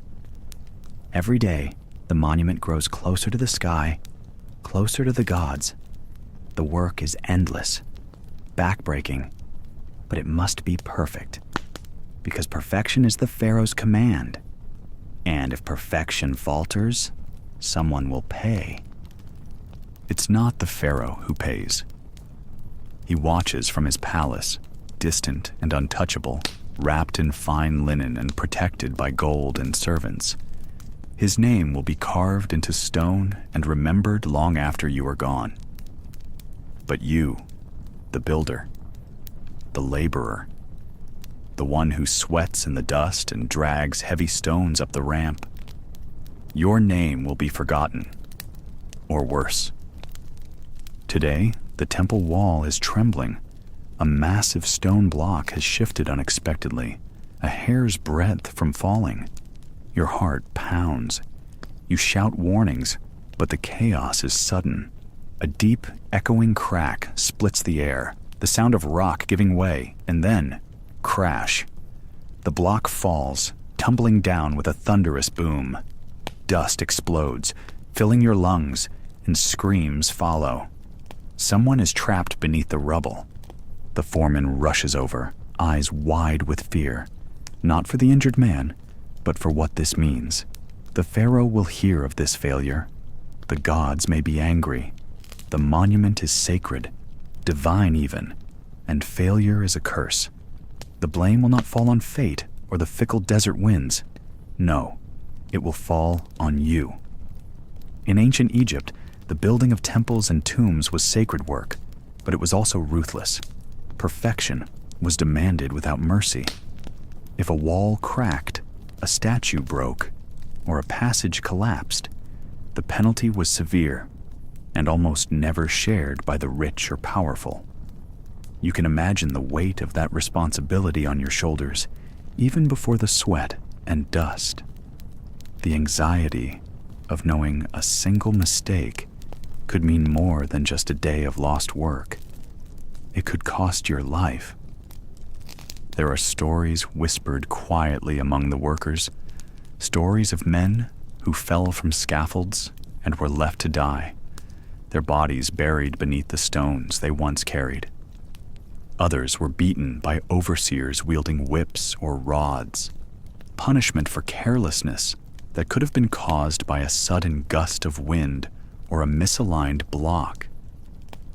Sometimes, builders were handed over to the local guards or priests, accused of angering the gods with their mistakes, and never seen again. You've heard the tale of the overseer who demanded that the builders work faster to meet the Pharaoh's tight deadline. They say the overseer was ruthless, striking down those who slowed the pace.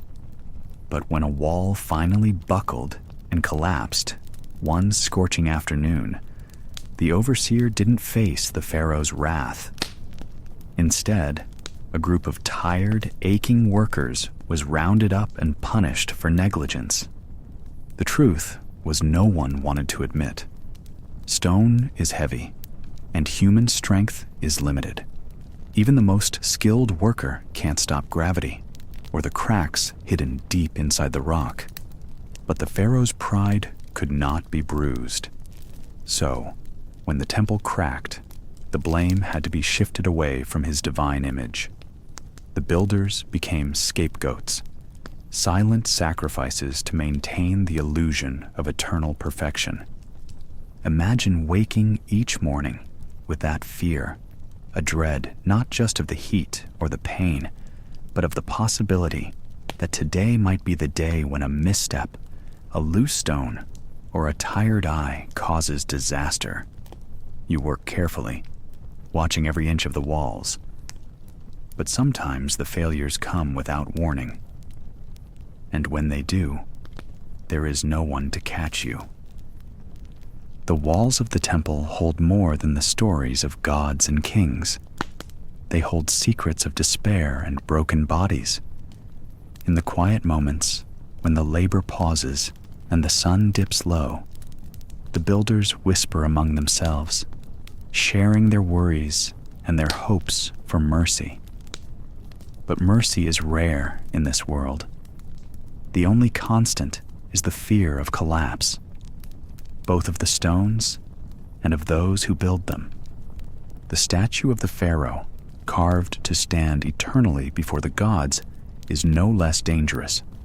One false strike of a chisel, one miscalculated hammer blow, and the face of the king could crack.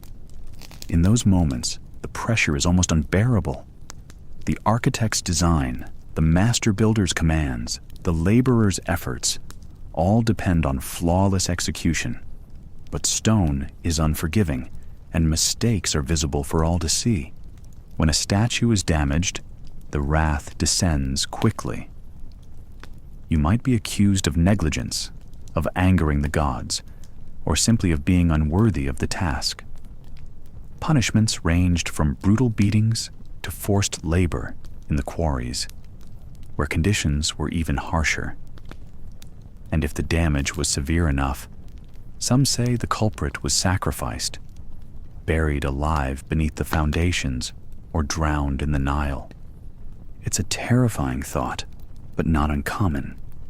The line between construction and death was thin, and yet you keep working day after day, because to stop means starvation and disgrace. You dream of freedom, but it feels as distant as the stars the priests say guide the Pharaoh's soul. In the evenings, when the sun sets behind the dunes, you rest your aching back on the hard ground. The camp is quiet, except for the murmurs of fellow workers, the crackle of a small fire, and the distant howls of desert wolves. You stare at the rough stones stacked around you, monuments to a glory that isn't yours.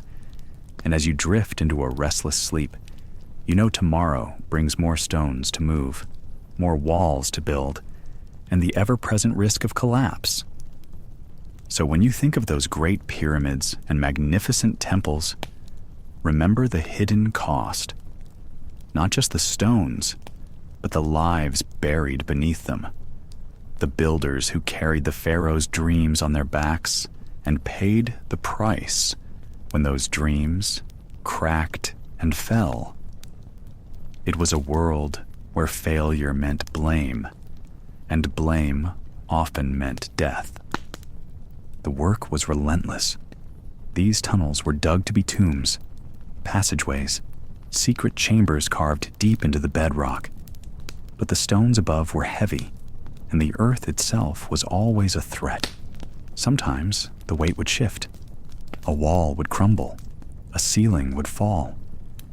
And those caught inside, those men who had been there all day, or even overnight, were swallowed by the stone forever. Imagine the heat trapped in these narrow passages, the dry dust swirling in your breath, the cramped space pressing from all sides. Your hands are raw and bleeding from the chiseling. Your arms ache from hauling stones. Your lungs burn with every dusty breath.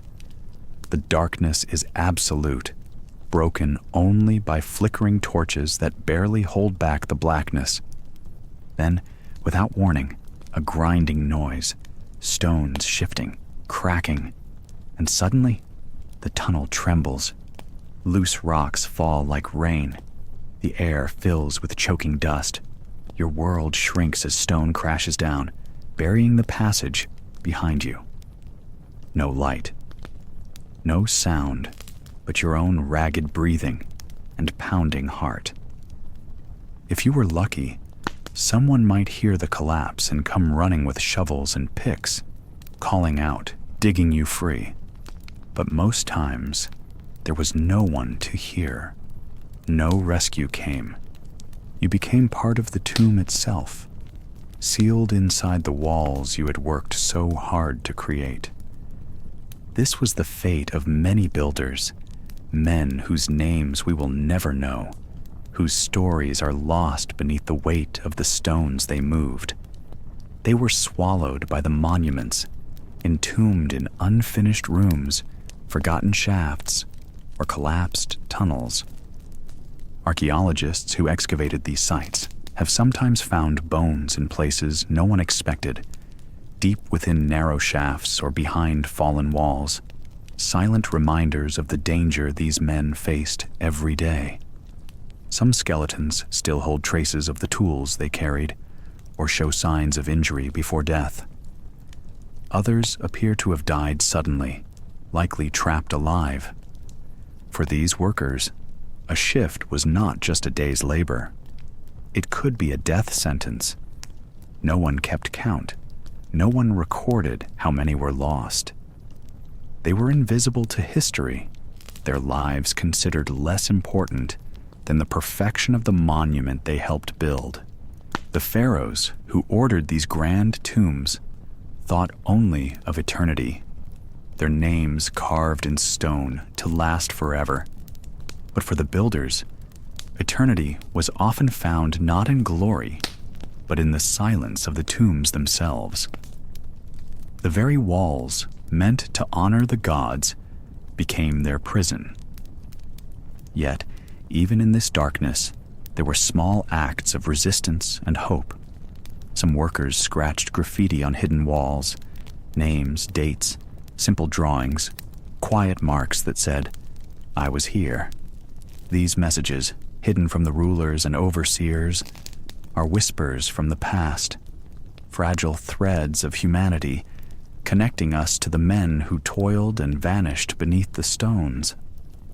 Life inside these shafts was filled with fear and uncertainty.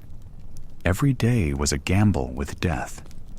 Yet the work continued, driven by orders from above, by the promise of food and shelter, or simply by the need to survive.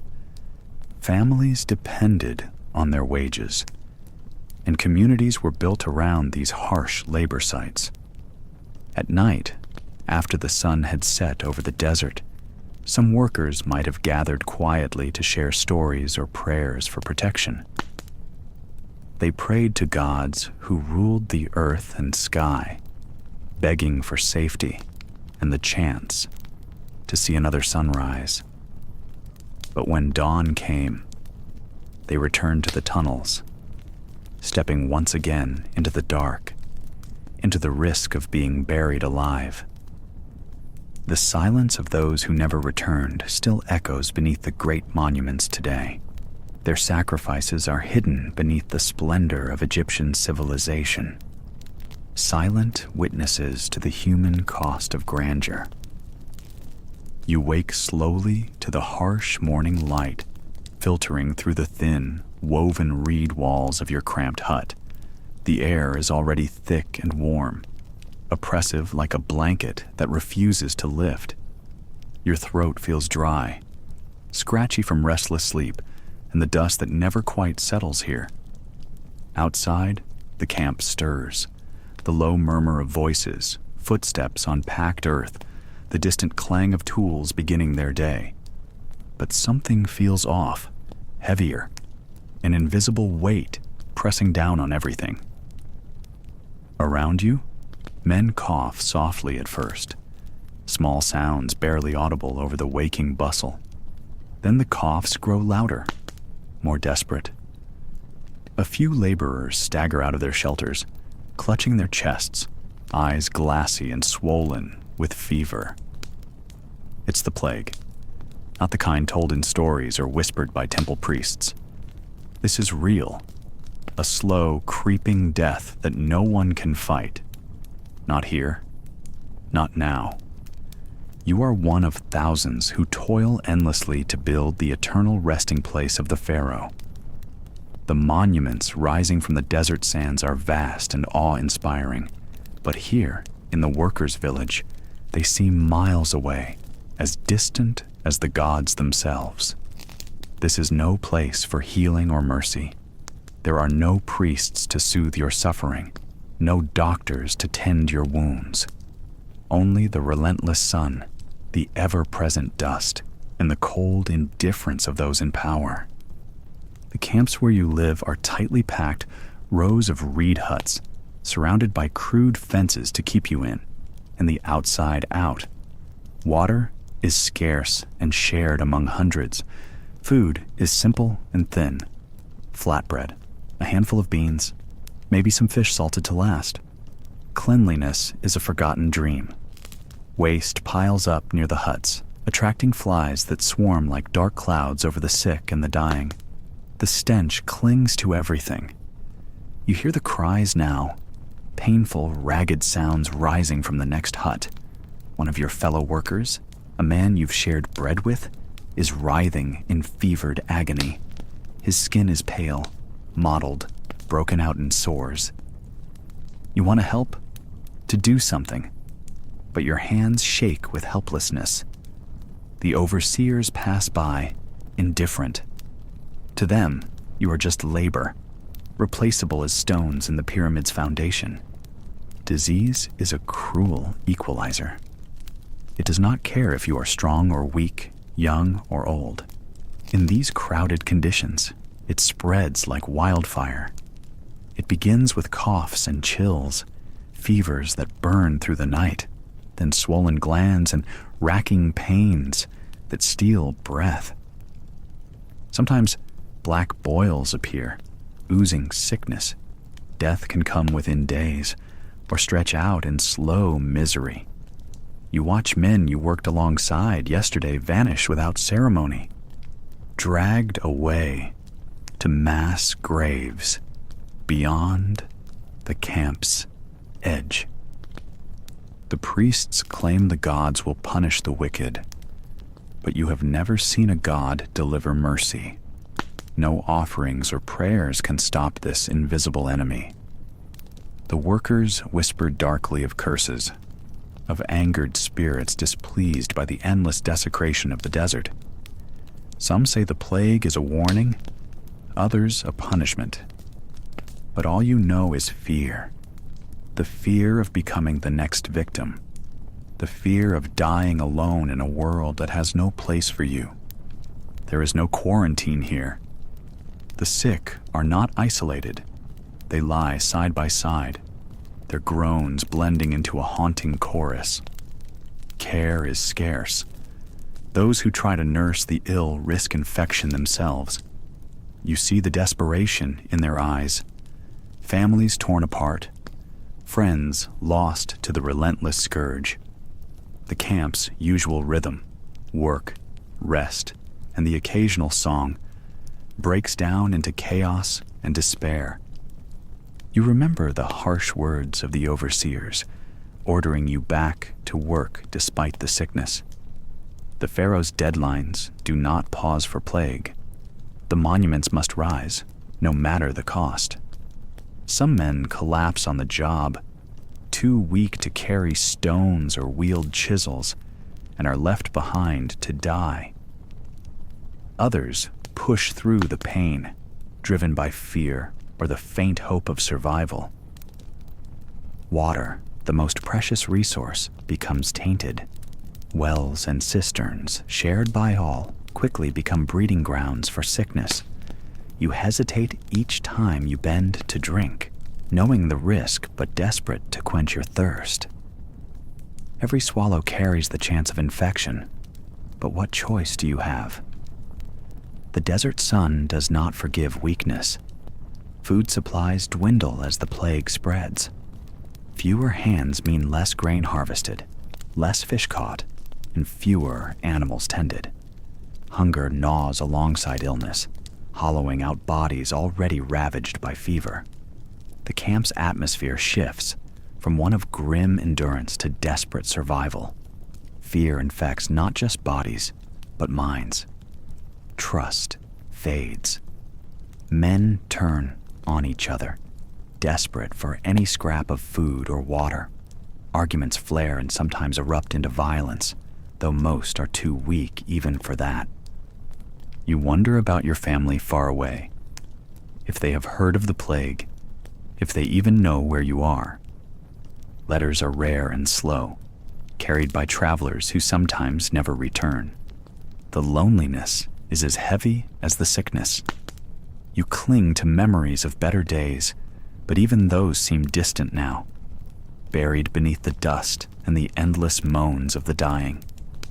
As days pass, the dead pile up behind the camp. There is no time, no respect for proper burials. Bodies are dragged to shallow pits, covered with sand, and left to the desert winds and scavengers. You avoid looking, but the sight haunts your dreams. You wonder if your own name will join the long list of the forgotten. Sometimes, at night, you hear the howling of jackals outside the fences. They come for the dead and the dying alike, drawn by the scent of death. The guards do little to stop them. The camp feels like a cage, a prison of sickness and sorrow, where hope withers under the weight of endless suffering. Yet, even here, in the darkest hours, there are moments of quiet courage. A man shares his last piece of bread with a coughing boy. A woman hums a soft lullaby to ease a neighbor's fevered mind. These small acts of kindness ripple through the despair, reminders that humanity persists even in the bleakest places. You lie back on the hard floor of your hut, your body weak, but your mind restless. The plague is relentless, a shadow that will not lift. Yet, you survive another day, not because of gods or kings, but because your spirit refuses to break completely. You close your eyes and breathe slowly, listening to the faint, distant sounds of life carrying on outside the camp. In this barren place, under a harsh sun, you are just one of many, a builder of dreams not your own, caught in a web of stone, sand, and sickness. The monuments may stand for eternity, but you know the truth. The cost was paid in silent suffering and forgotten lives.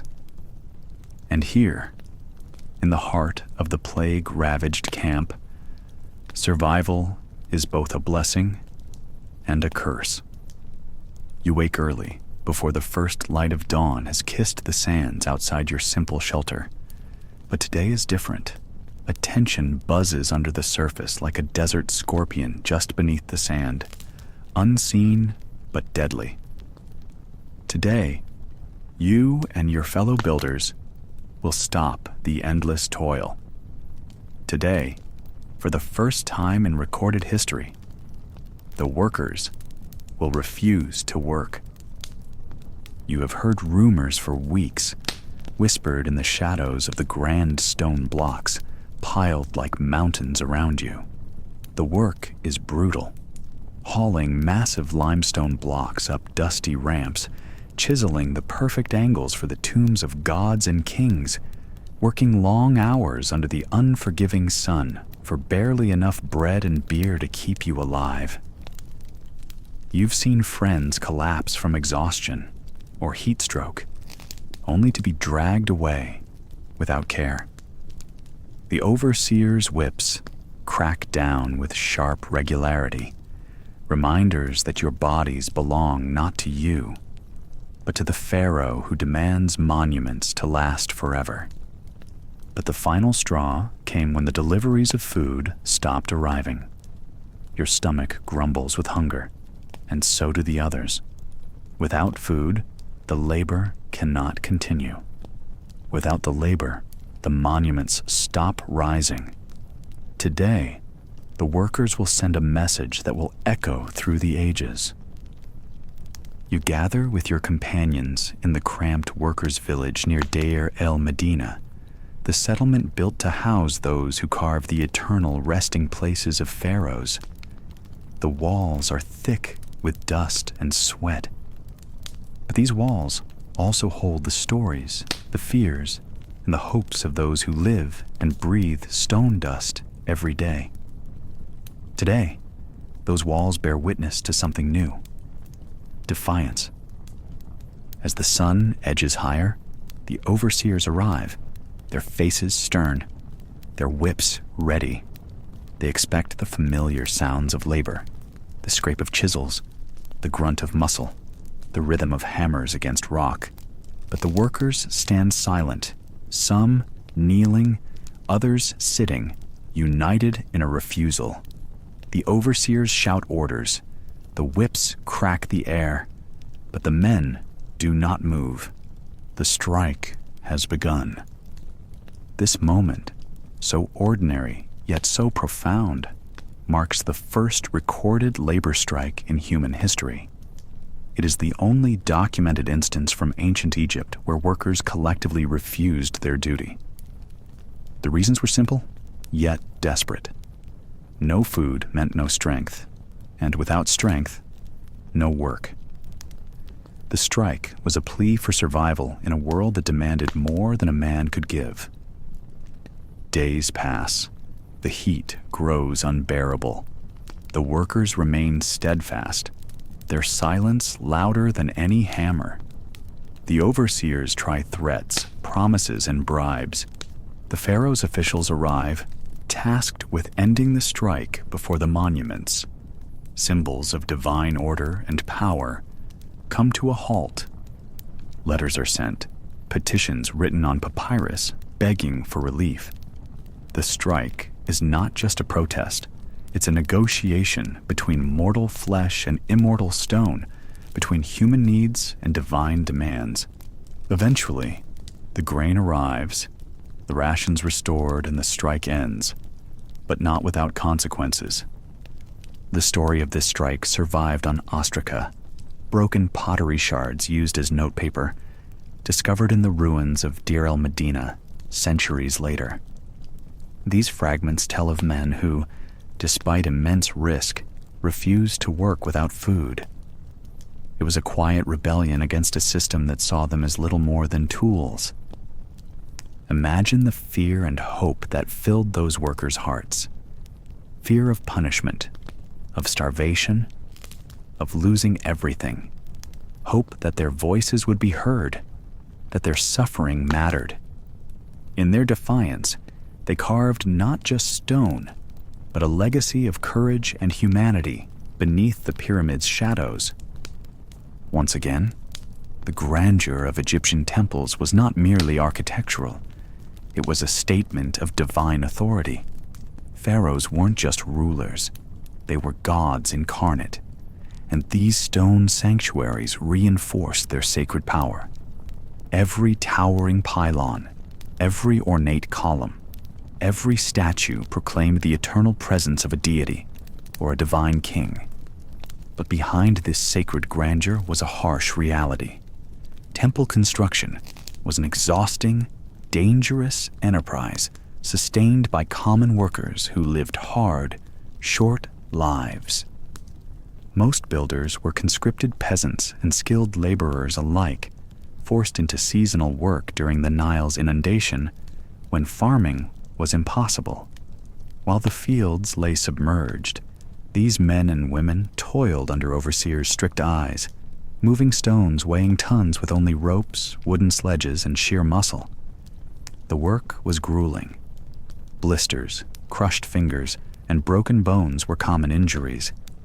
Deaths from accidents or exhaustion were not rare.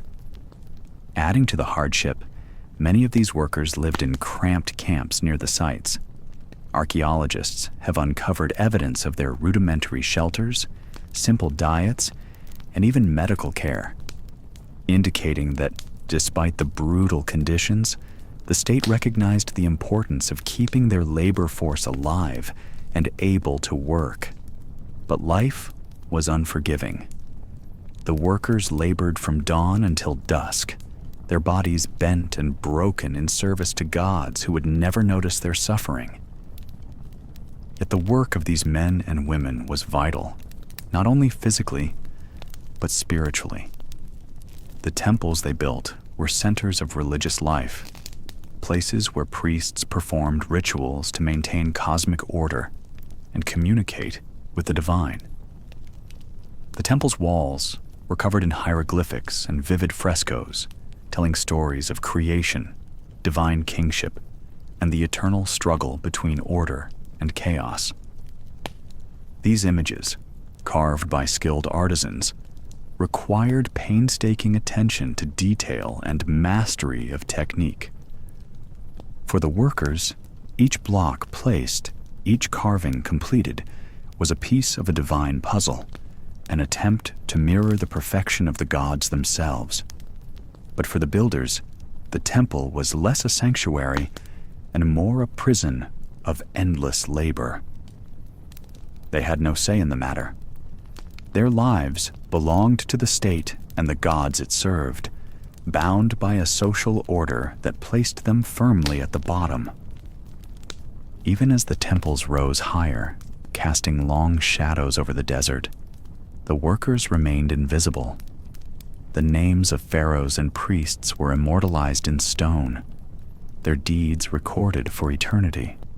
The builders, their stories were buried beneath the dust they stirred, their efforts uncelebrated, their sacrifices forgotten. In this way, the construction of temples was both an expression of divine power and a reflection of earthly inequality, a monumental testament to gods in stone and men crushed by dirt. The gods may have dwelled in golden halls, but those who built their homes dwelled in hardship, sweat, and shadow.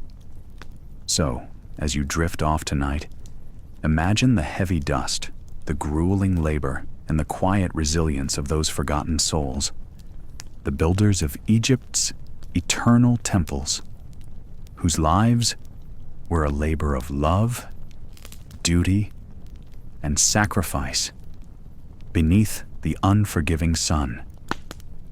Thanks for listening. If you're already asleep, great. We've successfully lulled you to sleep, and if you're still awake, well, that's impressive. If you genuinely enjoy these boring stories about history, feel free to subscribe to our channel whenever you're in the mood. Sleep well, and good night.